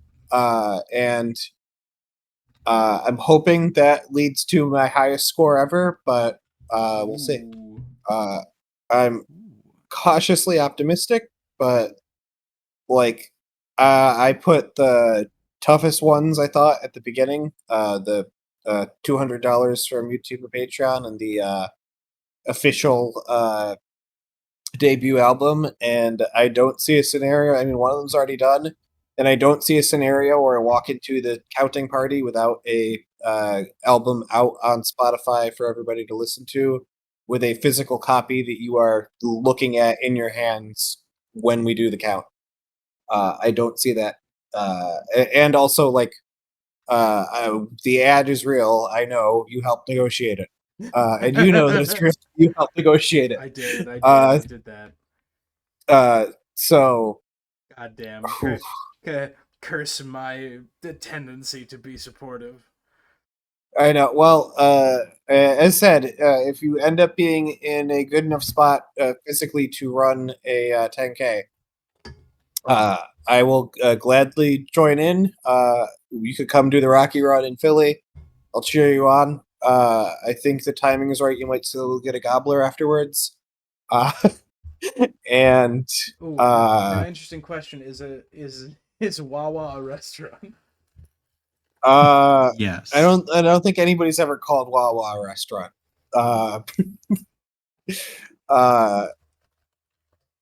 And I'm gonna have to look at some of these ones that I've been putting on the back burner and probably bump one up in the priority the second this album is out, because I want to put one resolution of distance between you and I once I get in the lead. How dare you? Just a safety strat, right? Alright, As you what say. What's my comeback strat here? Yeah. Because you have. I think. Okay, hang on. Let me see here. Yeah, I think when we're I gotta make a board game and push a 10K. Is the path to victory. Yeah, I need to once Rinkari is out, I need to bum rush a video essay, finish up 2 of my like long-term draft SCPs,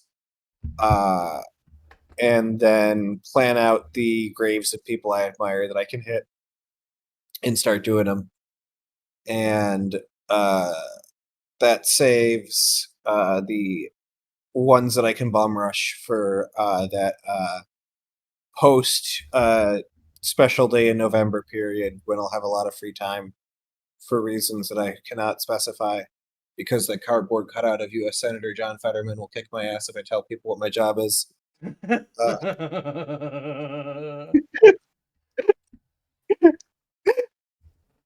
And on that note, Forge, what's your path to victory? Just keep on keeping on, and probably accelerate some of my counter stuff, like the TTRPGs, stuff like. Yeah, I think Forge's path to victory is to get me to run a one-on-one game for him. Yes, absolutely. My path to victory is to convince other people to run TTRPGs, because I don't have the time to. Yes, Yo, yes, that's a great strat. Yo, y'all want to do Dread? I'll do Dread. Let's fucking go. Absolutely. And I'm looking at the resolutions channel. Who's the friend who's you posted friend 1, 2, and 3? You don't need to list through the whole resolutions, but who's the one who you're going to be neck and neck with? Friend 3 for sure. Friend 3. Oh, and just for fun, I'm gonna go through. Wow, this person's got some real achievable stuff. I'm gonna go through quickly review Zeb's and Captain Times. Okay. Zeb actually carbon copied her resolutions from last year. Which this is not the first time Zeb has done this. Is an interesting decision. By the way, I would love to talk about that whenever the next time we talk is. I would love to talk about legacy resolutions, because I am going to complete some resolutions that I had on lists in previous years and failed. On September the fucking 7th, I am going to jump out of a plane while it is in the air. That's done. It's booked. I'm doing that. With the parachute, I hope. Yeah, so do I. And that was a resolution from a previous year that I failed. And well, it's happening. Yeah. Uh, I would love to go. I have a history of every resolution I've ever made. I would love to go through and see which ones I managed to pull off because I'm sure. Oh man, I forgot. Wow, the karaoke awards from the first year. Goodness, we really didn't know about COVID, did we? no, I sure didn't. We You didn't. got We one. really didn't know. I did. I got one right out the gate. We tied. Yeah. You had the same. You had the same one. Goodness, what a. Maybe we should do like go back and talk about some historic ones. Video someday because this one's already at the 3 hour mark. Yeah, something like that. I would totally do that. Zebs are motorcycle and license, upgrade 3D printer, go to Wasteland weekend, compile and publish a book for my campaign setting, successfully brew 2 different beers that taste good, complete 3 major projects on my Jeep, redacted for legal reasons. Is that installing Clapper in your house? Complete rough draft of writing and layouts for graphic novel, join Longsword Jim, who I assume is very nice and polite. Every longsword gym I've ever known has been. Yeah. Yeah, I'm pretty like I think RIG has a couple of friends that you could describe as Longsword Jim. Learn a new language to a level of conversational fluency, covertly install a Clapper in Tom's living space, and get 3 tattoos I've wanted for a long time.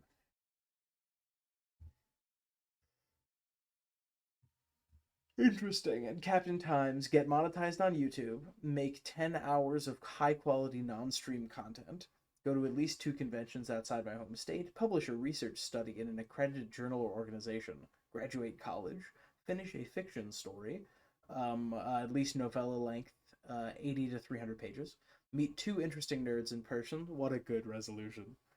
Yeah. Earn enough cardistry to perform a 5-minute self-made routine. Very cool. Including a one-handed Pharaoh shuffle. As a magic nerd, that would be very fun. Go on a date and don't have it be one of my worst memories ever. Nice. Earn enough money that I have to file taxes. And perform La Campanella for at least 30 people live. Good resolutions from both of them.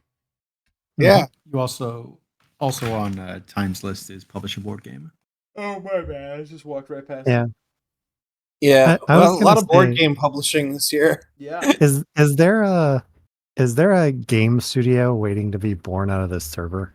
We've talked about like making a package of like people's projects that get sold as like a like you can fund everybody's dream of publishing a board game and an album and a book all at once sort of ordeal. We've like had a chat like that before.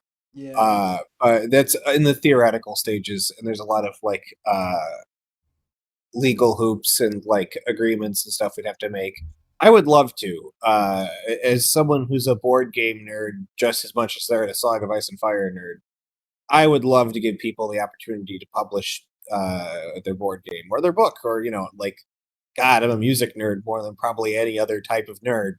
God, if somebody else had an album here and wanted to like do like a pack or wanted to go on tour with me in some like far off future where that's feasible, God, I'd be about it. But that's something that we'll cross that bridge when we come to it, sort of ordeal. But yeah, like I want to play everybody's board games, and I think like having a game jam day here.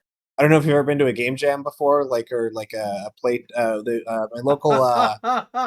local board game place had a event called Playtest Playfest, where people would bring in their board games that they need play tested, and people who were ready to go and see if the games were even playable would just pop right in and be like, "Yeah, that was fun." or yeah, that was fun, but I would fix this, and it was super neat, and you get to meet a lot of cool people. I would love to do Nice. it. I love my board game. I think it's very fun.